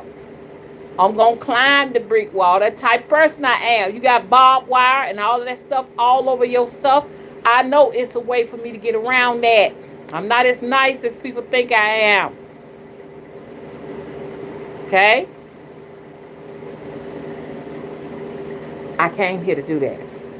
My sources sent me to tell you all the truth and tell you all the good news that you can have an abundant life if you want it. Now, if you like, being servants and you like these type of things, I'm not talking about you. If you like to chauffeur old massa around, I'm not talking. Just keep doing your job. Do what you love. You like being a street sanitation worker, and you like being a janitor. Go for it. I'm not here to judge your journey, but there are some of us that we're tired of this lifestyle. Understand? We came to the planet so that we can prosper. You understand? Now, what prosperity is to you is what it is to you. What is prosperity to me? To be able to love and have love from my fellow woman and fellow man, and break bread with them, and grow fruits and vegetables from the ground. You understand what I'm saying? And live the life of, I'm just like a primitive village woman. That's just who I am. So people might think that I'm very a simple woman. You know what I'm saying? I'm not a high maintenance woman, or I've never been that way. I'm the woman who likes to actually dig in the earth and create things. You know what I'm saying? Food, and I like to sculpt. So I keep plenty of clay under my nails. I'm that type of person. I love the way clay feels. I like to get it and mold the faces of my statues and busts and my dolls' faces and stuff. I like to sew That's just who I am. That's prosperity. Prosperity to me. To someone else, it may just be handbags and fashion bags, gold necklaces and gold rings and flashy hats and suits and jackets and everything like that. That's fine. I'm not here to judge you. But the issue is those people tend to judge people like me. Oh, your nails are dirty. Oh, your hair need combing. Your hair need fixing. Oh, look at them raggedy clothes you got on. And look at that old piece of car you ride. That's their reality. Please don't impose your reality on me. Because I'm not going to impose my reality on you. I'm not going to shame you. Because you want bags and shoes and suits and leather belts and stuff. If that's what you leather name brand belts, if that's what you want, that's fine. But I'm here to tell you that's not spirituality. It's not. You throw it in my face, I'm gonna throw it back to you. So if your game is pimping, you understand what I'm saying? I'm not here to hate on the game. You understand what I'm saying? Just keep pimping. Just pimp, pimp, pimp, pimp. You understand? Hoes always gonna need a pimp. You know what I'm saying? Sheep's always gonna need a motherfucking shopper. Do what y'all do. But stop judging me and my journey. Because that's what y'all be doing. I ain't talking about y'all.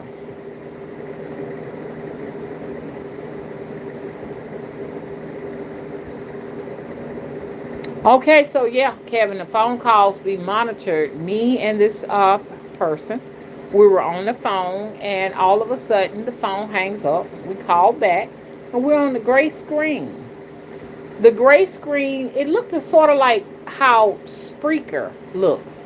Spreaker is a podcasting app, and you could see the lines as we talked. It was vibrating, the lines like that. It was a gray screen. And it says specifically on one call that there were 0 listeners. And then on another call, it said it had 81 listeners. I'm not making this up. 81 people listening to our conversation. This is how much of a threat that I am. Did y'all hear that? 83 people. A person with 2 to 3 to 4 and 500 subscribers can get more people in a live stream than I can. 20,000 subscribers on this channel, and I cannot collect over 50 people into a live stream. Did y'all hear me? Censorship. So when people call, if you call for a reading, you're not a threat, but they're going to start monitoring you.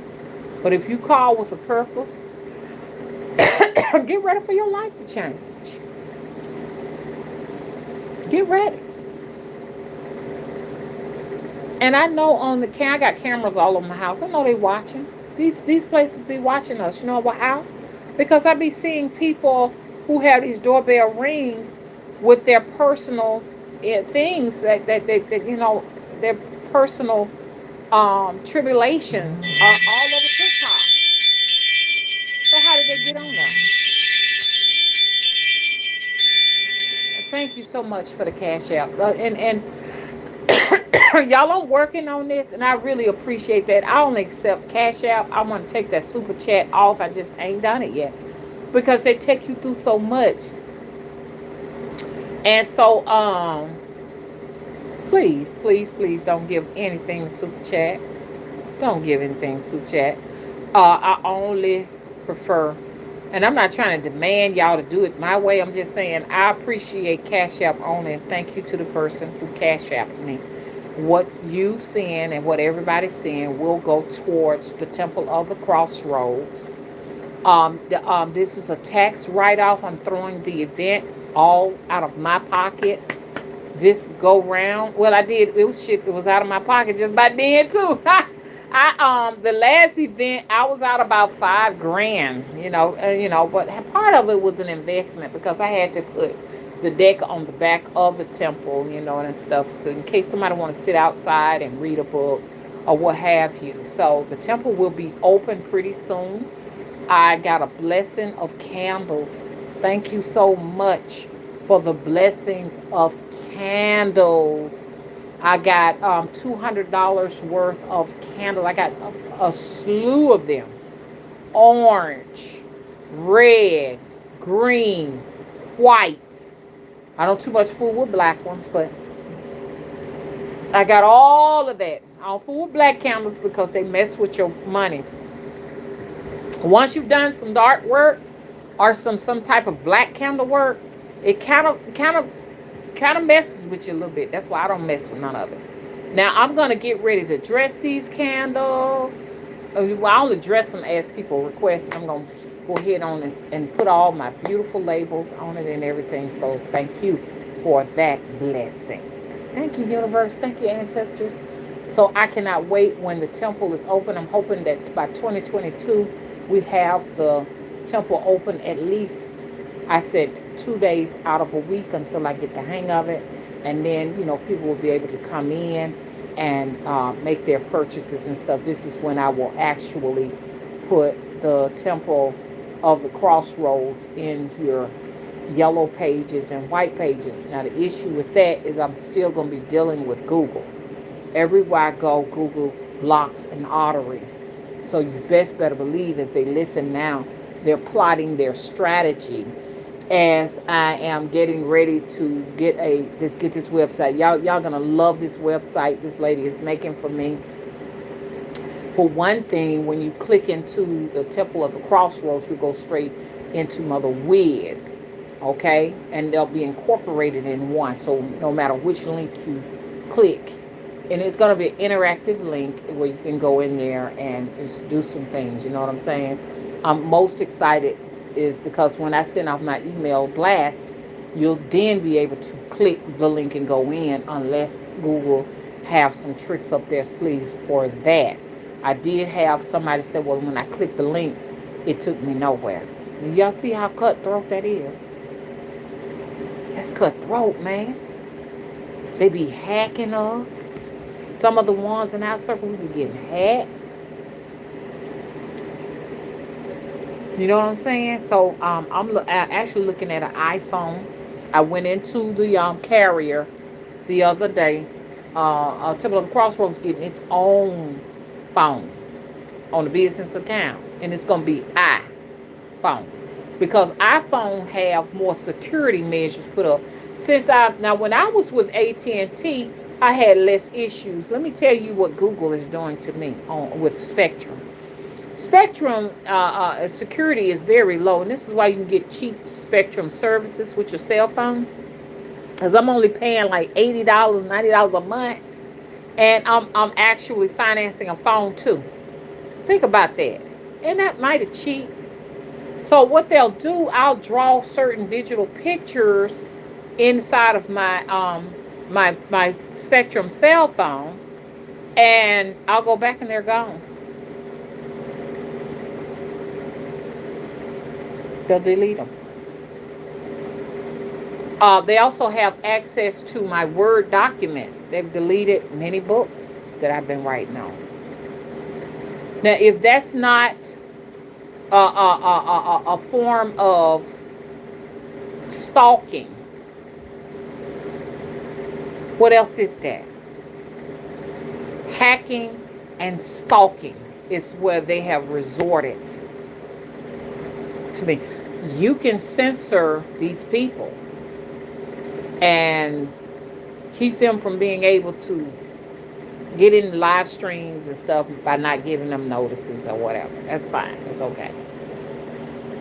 But it comes a point of time where, you need to know that I have boundaries over here. I don't appreciate you all going inside of my galleries and looking through what's in there and deleting my artwork and deleting my books. That's too invasive, and I want you to know that I'm calling up all the crossroads spirits on a daily basis to war with, to strangle, annihilate, and crucify anyone that goes into my gallery and delete my artwork or go inside of my Word documents. If you're in my stuff spying, death shall come upon your household. Curse them. Anyone that is stalking, like I said, and spying on any of my information, death shall come upon your home. Those that you love. Y'all better learn how to curse these people. Don't let them get away with it. They deserve it. Don't believe them talking about forgive and forget. No. Remember and don't forgive.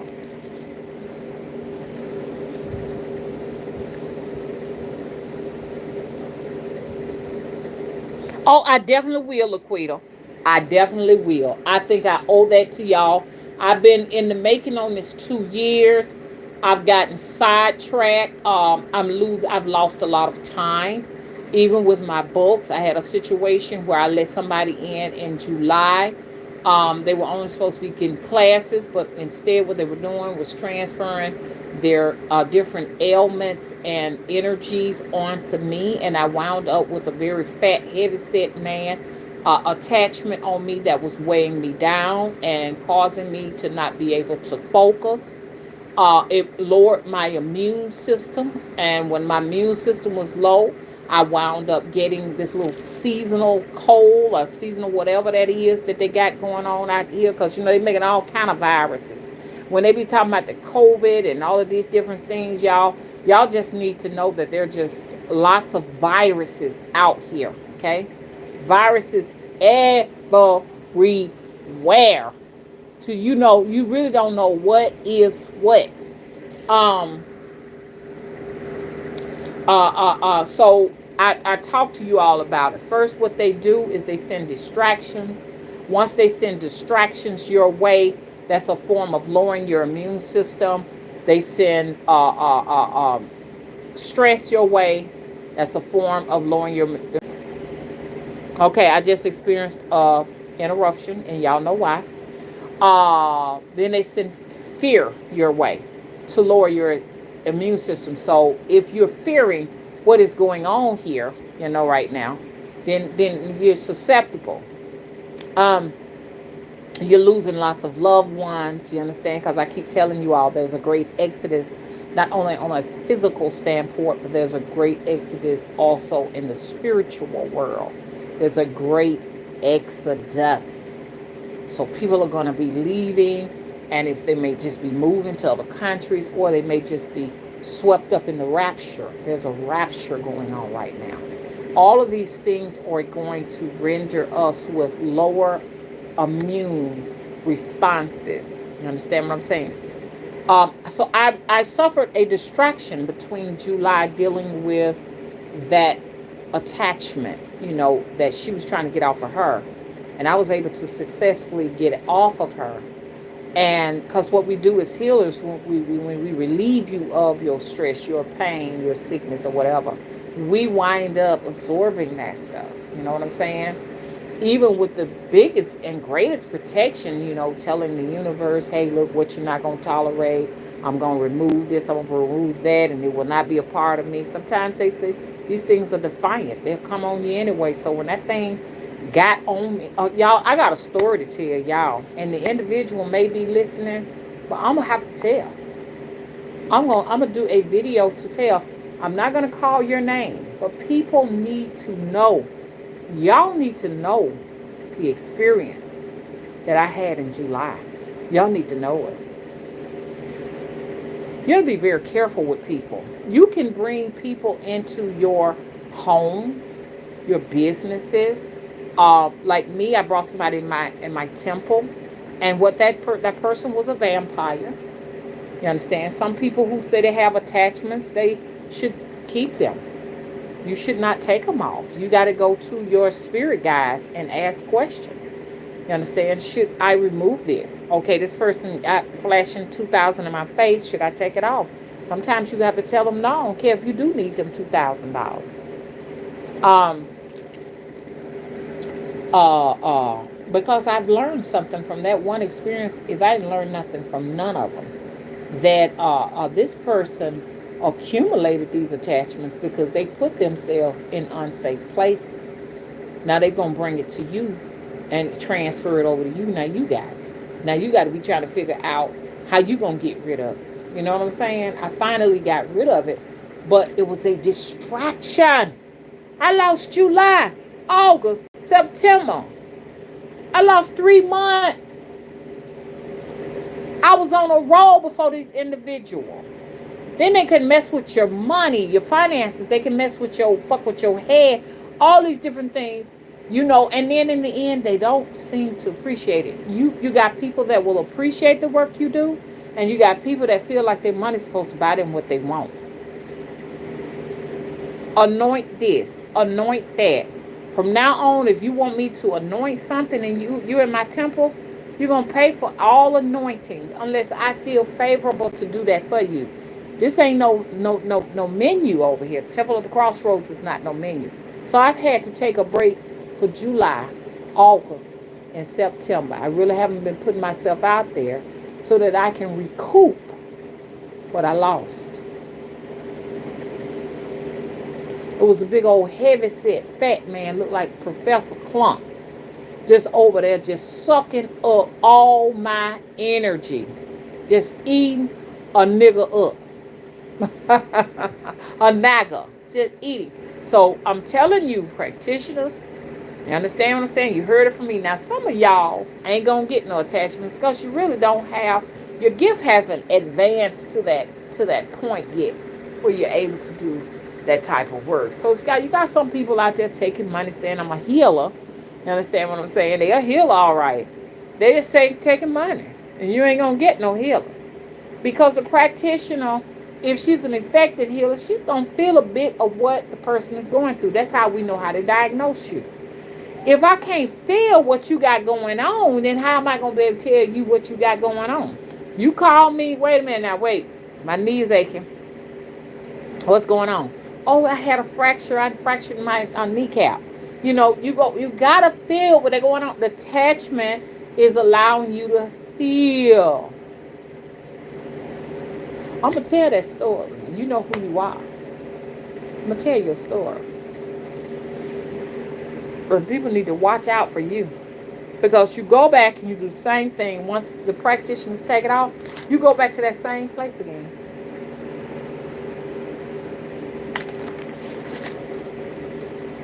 You go back to the same place. And I'm a good person. I never send attachments back. Once I get that off and deal what I got to do. And y'all, a lot of people don't know how to get rid of attachment. I'm going to tell you how to get rid of attachment. And this may sound scary, and I'm not condoning you to do this, disclaimer. I think I told you all on the last video how to get rid of attachments. And see, I got a wealth of knowledge, y'all, because not only am I Native American, I'm also from it had me in I'm in Central America. The ancestors came from Brazil and Guyana. Look at the map. Brazil and Guyana. Brazil and Guyana. Now, a lot of people might like, Guyana ain't nothing. But to me, that's where they practice all of the obeah and all of that. You know what I'm saying? So I'm ancient North American. It says ancient. I'm a very ancient North American. It also talked about my ancestors being in the Canary Islands. So that's that Taino Indians. I got that going on. See, now y'all got to realize y'all comprised of a lot of stuff. Not just one from one place. You're from many places. Too many to count. Because that's a lot of people. When you go back to ancient times. Some people might not trace their bloodline back far. They're not ancient. But I'm ancient Egyptian and ancient Moroccan. Very ancient. But bronze, other places like those places up in Greenland, and they talk about Greenland and I think Greenland was one of them, and some of them other little places up there. United Kingdom. Kevin, I have bloodline from the United Kingdom. You need to know that. In Russia. You know, I got that right there. Now, those are not ancient, but they're kind of like Bronze era, Iron era, and all of that. 6300 BC is kind of like, I don't know if that's quite ancient, but I'll put it like this. They say I'm a modern day Yoruba. A modern day Yoruba is what it say. Modern day. Now, what that mean, I don't know. Modern day Yoruba and modern day Bantu is what they had on there. Now, see, that stuff hard to read. Go to my true heritage, my true heritage, and you'll be able to, see what you are. Okay. So, in other words, my ancestors been all over the planet, all over. Okay. So, once again, I done got sidetracked. I don't even know why I brought that up again. But yeah, like I say, those are records. DNA are nothing but records, bookkeeping of every thought known to man and womankind. That's what that is. Y'all, please tell me why I got my mind on that. Because I want to talk. Okay, I want to talk about it. So, yeah. Basically, what I'm saying. Most of the information of source of for me is coming from ancient times. That's my source. Ancient documentation in my DNA. You all can tap into that helix. DNA looks like something just wrapped up. They had to wrap it, and curl it and curl it. The ladder had to be curled so that it can fit and be compartmentalized into that small space. If they were to unravel that DNA, it'd probably go from here all the way to the next motherfucking galaxy. Hello? So you can tap into your galactic ancestors' information. I've been writing down their language. They've come to me and given me ancient language. And some people say that's talking in tongues and stuff like that. But I got a notebook written down of all of the different words that they've given to me. What the hell they mean, I don't know. I can feel what they mean, but I don't know necessarily know what they mean. But like I say, when you see people speaking in tongues, they are speaking probably a language that no longer exists. Do you all know that there are languages and stuff that are not spoken anymore?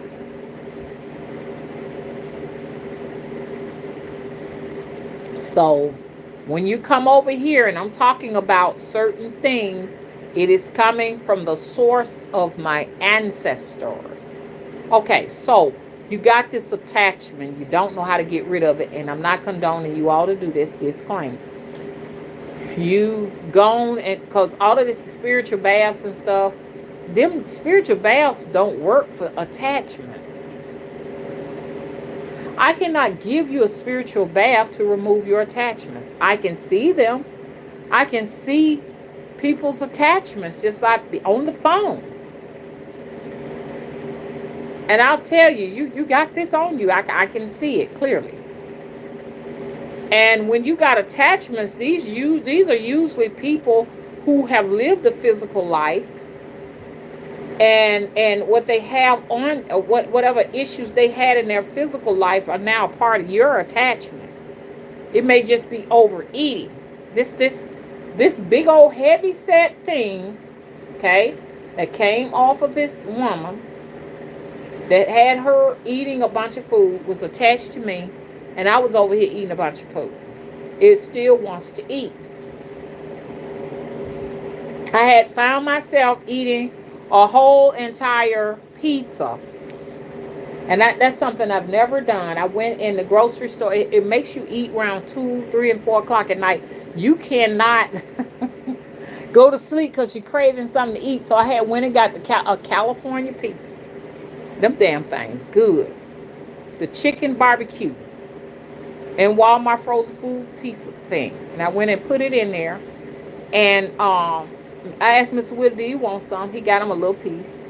I said, you want some more? He didn't want no more. I ate the whole pizza.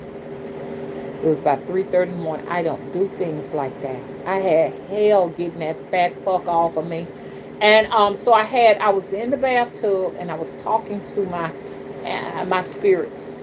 I was talking to them and I said, "Y'all, I got something that's not right. Something is wrong." And they said, "You have an attachment." I could hear it just as clear. I said, "I got what?" And then they showed it to me.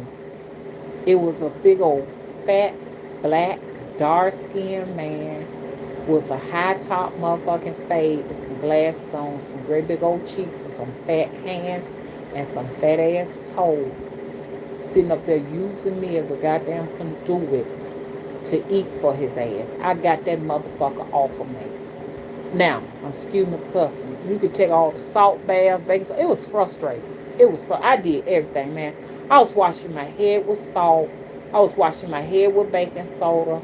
I was doing everything.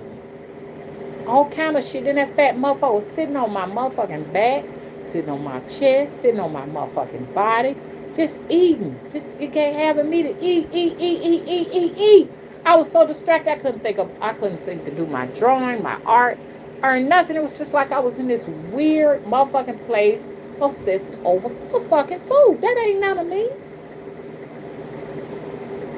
That's not me. So all of the clients, things that the client was going through, I fucking started going through it. She was big as a house, you know. And so all of her problems was on me. And she reported she was doing fine. She was doing good. And everything. She just rolled on off into the motherfucking sunset. And I was stuck with it. You know what I'm saying? So spirit had to beat the hell out of me. Y'all, that thing had me sleepy up in the daytime when you couldn't keep your eyes open. That's a sleeping sickness. I'm documenting it right now, and because I'm writing a grimoire, so I'm documenting all of it. This individual, this woman has the actual,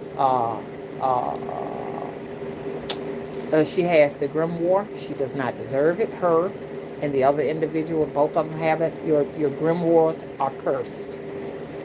And I'm going to be very careful from now. I'm writing a grimoire. I'm not going to tell y'all the name of it. And it's only going to be available for purchase. And I have one apprentice, well, two apprentices that will get a copy of that grimoire because it's very magical. And it attaches my energy, and my supernatural gifts to you. But y'all need to know y'all's is cursed. And I know the two of y'all together doing what y'all supposed to be doing. And I'm not talking about anything happened last year because I don't want nobody to get confused. I'm talking about something that happened in July. Both of y'all know who y'all are. Both of your grimoires are cursed. May they bring darkness to your home. The sun will be shining outside, and you're going to let all your curtains open to get the light in there, and light won't be able to penetrate your homes. It's going to be dark and black. It's going to be like nighttime every day to your ass. I don't care what time of day it is, and y'all both deserve this. Okay? So I want you to know that. And I know you're having a difficult time. You deserve it. You deserve it. So anyways, I'm not necessarily trying to send that attachment back to this individual, because see, if they get the attachment on them, then they'll come back and send it back to you, and y'all be playing ping pong back and forth with it. And I don't want that shit coming back over here on me. Now it's time I can get out here and I can start walking and exercising some of this weight off around my midsection, cause, and people gonna come and see me, and I'm gonna be like, who is this? Then I'm gonna look like a blowfish. Hello. So it's got to go. It's got to go. Okay, happy Friday to everybody. I want fish. I want me some fish. Y'all know I'm around them because I'm an artist, and I be talking. I shift gears quickly. You understand, without notice and stuff like that. But I sure do. I want some type of bonefish. A bonefish, something that I can pick the meat off with, or what have you. I had someone come to the temple. We had a little small fish fry, little gathering, me and the individual and everything. But man, I didn't like that fish. That snapper is not good fried. Do not fry your snapper. Okay? Snapper need to be baked. And I got poked in the finger with that snapper bone, y'all. You got to be careful with some snapper. It will. Whoo, them fins sharp. Good Lord. One time a snapper, the fin went through my tongue. Good thing there wasn't no artery on the end of that tongue. That thing pierced my tongue. And I had a tongue piercing. I'm like, all I had to do is from there just go ahead on and put an earring in it. You know, back when them tongue rings was in style. So don't fry the snapper, y'all. That ain't good. I love snapper, and I'll go and get that snapper that's all filleted, but ain't no way I'm gonna fool a snapper with bones in it. I just don't fool with that type of stuff. That stuff is dangerous. But these were like little baby snappers and stuff that we put in the fish fryer. You know, I didn't like those. They're not good fried. Um, Okay, thank you. Viking says that snapper is best over charcoal. I think I'm gonna do that. I was thinking about doing that for the veneration, but snapper also will go bad real quick. It don't take no time for it. It has to stay cool. I don't mind telling y'all what's on the menu. We're gonna have like roast beef and gravy and what else? Smoked chicken. I was thinking about fried chicken. I'm not quite sure, but a smoked snapper would be real nice. But it's children gonna be there. We're gonna have a lot of children this time. So, and then who knows? I don't know. You know what I'm saying? It may just be one child. I don't know. I just don't want children getting a hold to that. And my grandbaby is eating now, so I just cannot wait to see him eat. I just cannot wait. Oh my God. I just want to see him eat food. And what I'm going to do, and he's kind of talking a little bit, you know, I taught him, he'll say, hey, he's 6 months old. And he'll lift his little arm up and he said, hey. I said, he's trying to say it. He's trying to say it. But he talks to me like this right here when I say, how did you do in school today? I said, okay. Are they good to you at that school? So that's his way of communicating. I did a book, did. So he's trying to talk. So y'all got to realize I am a happy grandmama over him.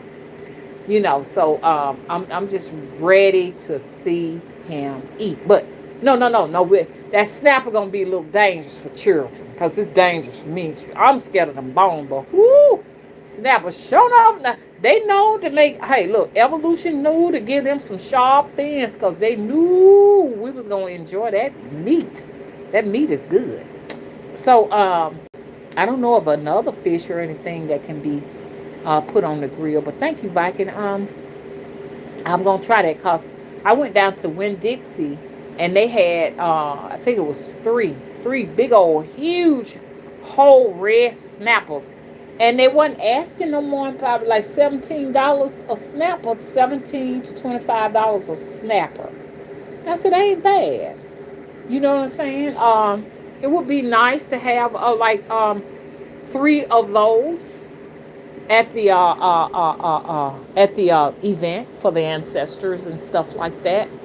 Oh, they've been just revealed. Okay, so I was telling y'all the menu. So collard greens, the traditional Southern collard greens.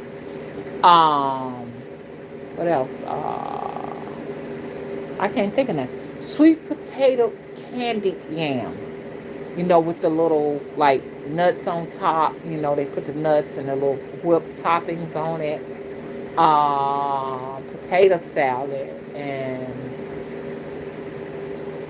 shrimps and grits and gravy. What you got? Grits with shrimp and gravy.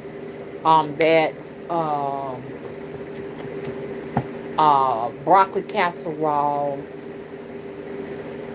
and banana pudding.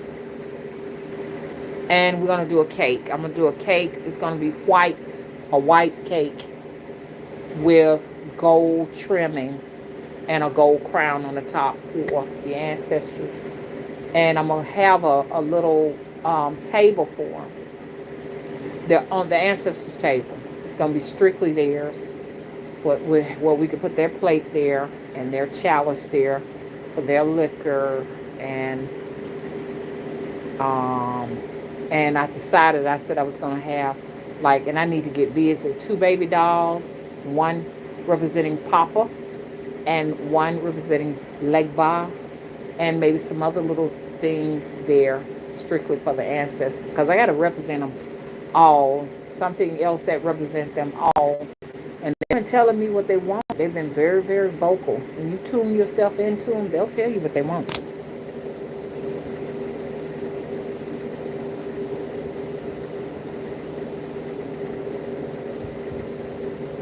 Are you a woman? Viking? Woman? Okay, that was my TikTok.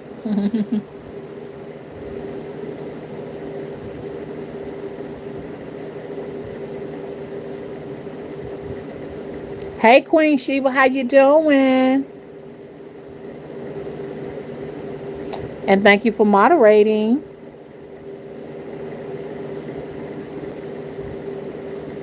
Okay.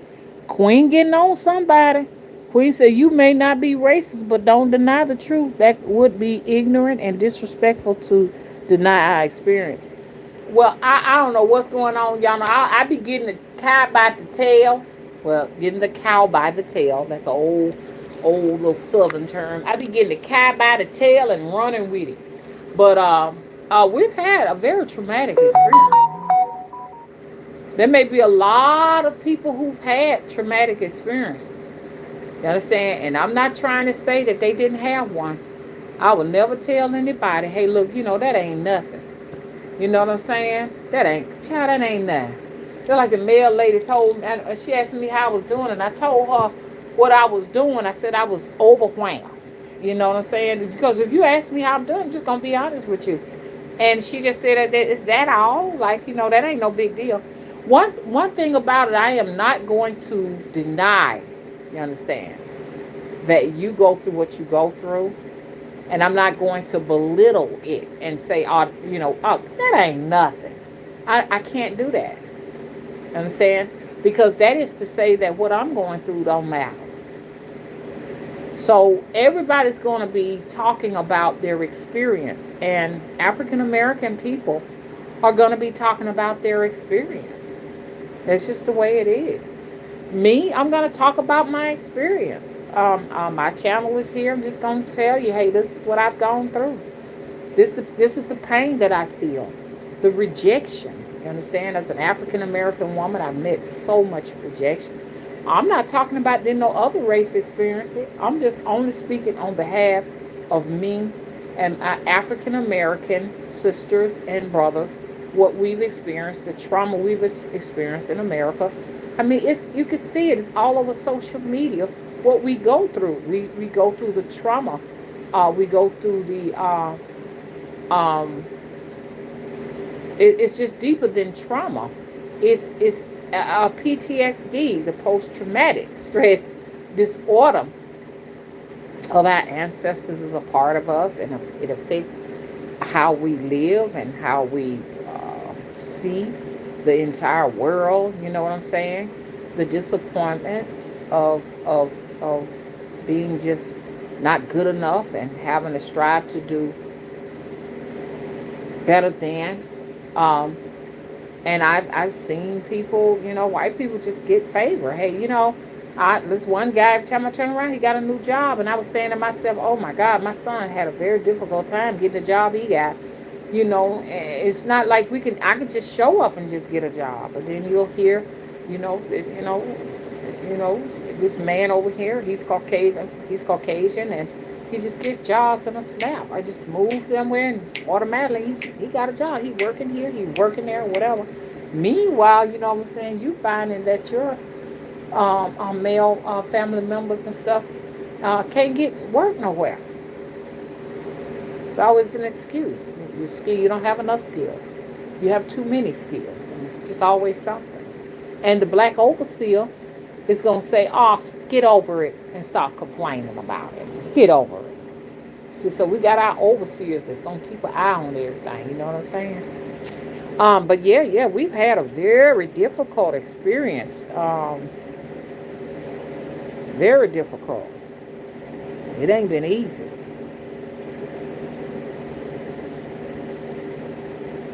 I agree. Queen said, I lived in the crowd for years, and even they look at us funny.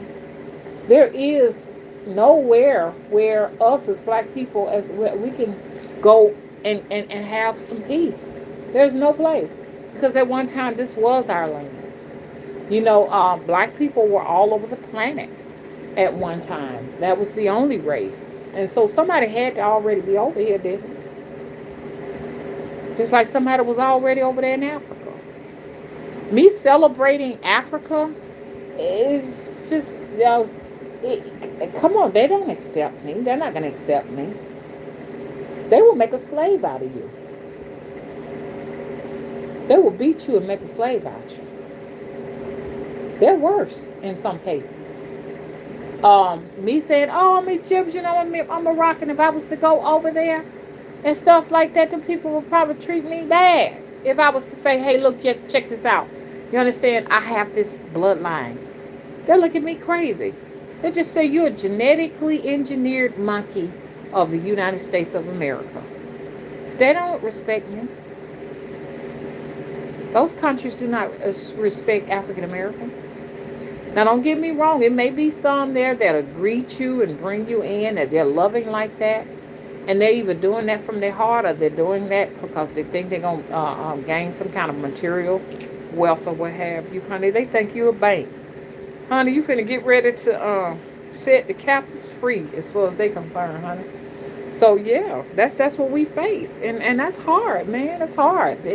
And you'd have to be me to know what I go through. You have to. Don't even try to even think about what it's like. It's really like hell. There was this book. Y'all read this book. It's called Black Like Me. Man, I read that book over and over and over and over again. I just kept reading it and reading and reading. And basically what that book is about, it was a white man that wanted to experience what it's like to be black. So they did something to him, gave him a chemical, some kind of injection, and he turned completely black. And he had to wait till it wears off. Y'all read that book, Black Like Me. Old book. I read that book when I was in the 12th grade, and I kept reading it for some strange reason. I was obsessed with that book all the way to I was grown. I was a nurse. I was like 27 years old, bringing that book to work, reading it over and over again. Y'all don't ask me why I did that. I read it so much, I don't forgot the name of the author and all of the other characters in there. But it was like whoever wrote that book. Let me see if I can find it, y'all. Y'all, this one of them long live streams. Y'all, let's get these thumbs up so we'll know how many people grace this place. And y'all, please, everybody, please bookmark this video, because they're going to, this is what they're going to do. They're going to put this into hibernation for 12 hours. And that's to keep it from gaining more views. Please bookmark it. Find a way, save it in your library so you can watch it again and again and again. Because if you don't, and you click off of it, you got to wait till tomorrow to see this video, because it's not going to be on the channel. That's another form of censorship. Okay, let's see. I got to get into I went out and got an Apple tablet, and I'm still trying to understand this thing. Okay.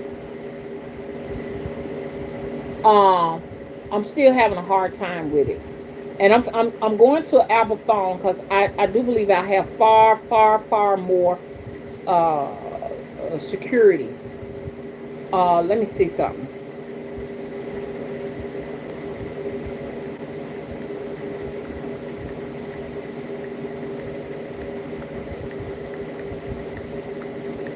Okay. Okay, here it is. If y'all want to watch the watch the video, I'm so sorry. And dang, I didn't know this was here. Black Like Me, being a Negro in the South. It's a video on it. In the book and in the movie version a couple of years later, Griffin, a white man, tells the story of how he darkened his skin with dye, medicine, and intense UV rays in order to experience what it was like for African Americans in the pre-civil rights South of the 1950s. Well, what's the big idea? I want to find out what it's like to be a Negro in the South. You're kidding. Over the course of 6 weeks, Griffin recounts how he was harassed, followed, and threatened by racist whites. You better find yourself another place to sit. And in the end, he says that his assumption blacks were treated like second-class citizens turned out to be wrong. It was closer to 10th class. You know what we do to troublemakers here? No? You kill a nigger and toss him one of these swamps, and nobody ever know anything about it. The book became a bestseller and a sensation, Now let's and get it had the a thumbs profound up. impact on me and countless other high schoolers. But when I revisited the book as an adult, something stood out that I hadn't thought about as a kid. Toward the very beginning of the book, Griffin asks, how else, except by becoming a Negro, could a white man hope to learn the truth, ultimately concluding that the best way to find out if we had second-class citizens and what their plight was would be to become one of them. White Southerner has to know what it's like to be a Negro. Really know. And you know what it's like, huh? After 10 weeks or 3 months or whatever it is, you know. I don't know. And I can never know. Rereading this, I realized the entire premise was off. Griffin was attempting to understand racism by momentarily occupying blackness. He became a person of color. And while there's no question there's real value in whites trying to understand and ultimately empathize with the experience of African Americans, it struck me that we rarely, if ever, turn this line of thinking around. In other words, instead of asking what it's like to be black, what if we just asked what it's like to be white? I don't really know what it means really to be white or what it's supposed to mean. I guess I never really thought about it, but it was always kind of a negative thing. When I ask students what it means to be white, what I hear from them is a lot of confusion. The question, what does it mean to be white? It baffles my mind. I don't know what it means. Whiteness isn't something we think much about, and in some ways, that makes perfect sense. In terms of like culture, it's very general and very big. Like I think like sitting down and having dinner with my family, but all cultures do that. Because when you're part of a dominant group, you're not forced to spend a lot of time thinking about how you fit in or about how your privileges as a member of the dominant group might affect others who don't belong to it. In order to express ourselves, we don't have to fit into Black culture, Hispanic culture, Asian American culture. We can just kind of do what we want. And I'm not sure if that's a good thing or a bad thing. It's just... This doesn't mean that all white people have it easy, or that there aren't differences between the struggles of poor and working class white kids who have to work for everything and rich white kids who have things handed to them. Of course, those differences are real. But none of that changes the fact that throughout the history of this country, being white has been far easier than not being white. God, I love being white. I really do. Seriously, if you're not white, you're missing out, because this is thoroughly good. But let me be clear, by the way. I'm not saying that white people are better. I'm saying that being white is clearly better. Who could even argue? If it was an option, I would re-up every year. Oh, yeah, I'll take white again. Absolutely. I've been enjoying that. I'm going to stick with white. Thank you. And let's face it, there's no denying that white people in the U.S. have had privileges throughout history that people of color simply haven't. Consider the very first law passed by Congress after ratifying the Constitution, the Naturalization Act of 1790, which said that free white persons and only free white persons could become full citizens of this country. Basically, our very first law as a constitutional republic gave white immigrants privileges that black people and immigrants of color and indigenous Native North Americans weren't given, all of it based purely on skin color. And whether we want to acknowledge it or not, this kind of systematic white privilege and race-based favoritism is built into the very foundations of the country. Franklin D. Roosevelt put his signature on the Social Security Act. Look at all the social programs that pulled the U.S. out of the Great Depression and helped create the middle class in this country. Programs like job insurance, which provided cash to people to give them a leg up as they looked for work. To show how job insurance works, let's introduce Steve, a Louisiana worker who has just lost his job. He goes first to the nearest state employment office to register for a new job. Steve needn't hesitate about going in, because this office was set up just to help people like him. But while Steve in Louisiana could apply for job insurance, not everyone else could. Of course, he cannot collect if he belongs to any of the groups of workers that the law does not insure. These are agricultural workers, domestic service in private homes. Agricultural workers and domestic service workers didn't qualify for assistance, and it turns out this had everything to do with race. These two jobs were overwhelmingly held by black people, and over 80% of all blacks worked in those professions. So the only way FDR could get Southern Democrats to support the Social Security Act was if he agreed to exclude those workers from benefits. This was a conscious attempt by some in Congress to exclude as many blacks as possible, and the net effect of it was to give preferential treatment to whites.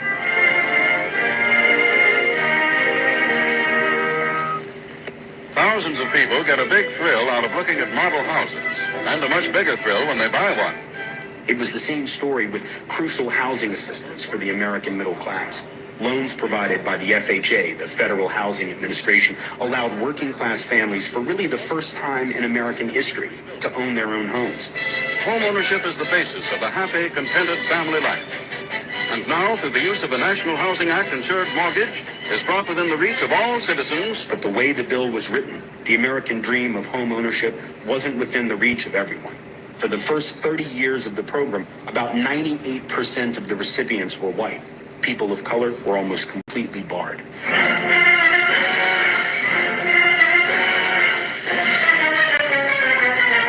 Okay, so that's enough of that.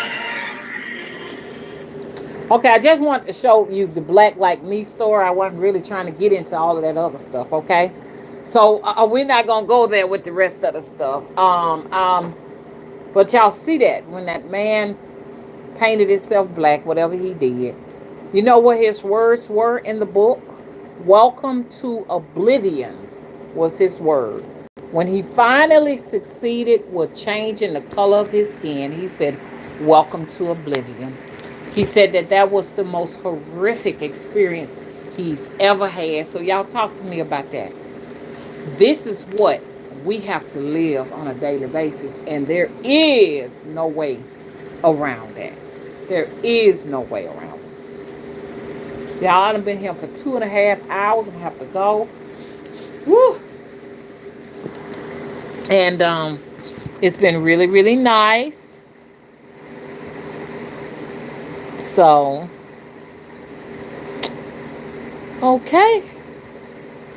Like I said, bookmark my website. Not bookmark my website. Bookmark this video. Go into my website. Make sure you filled out the contact information. There are videos that I've created lately if you want to watch them. Bookmark this video. When it turns off, you are not going to be able to find it if it is not in your favorites, or if, you know what I'm saying, or one of your liked videos. They know what they're doing. And that's going to complete this, okay? Any questions before I go?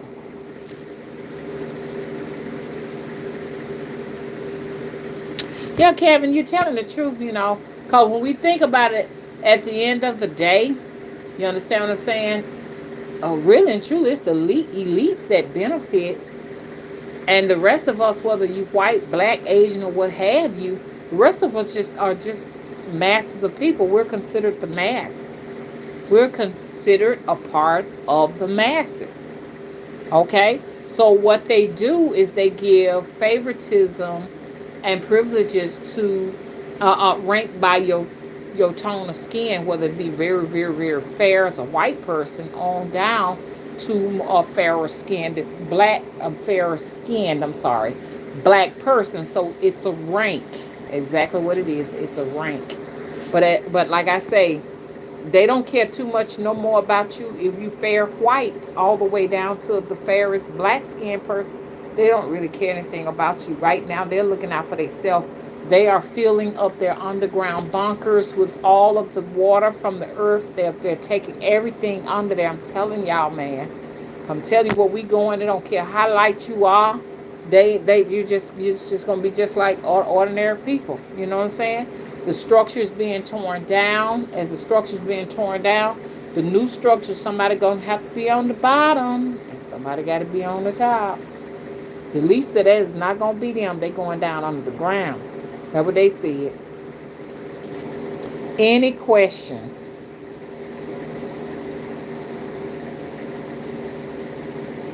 Any questions? Okay, it was nice. Please rate and subscribe. Bye bye.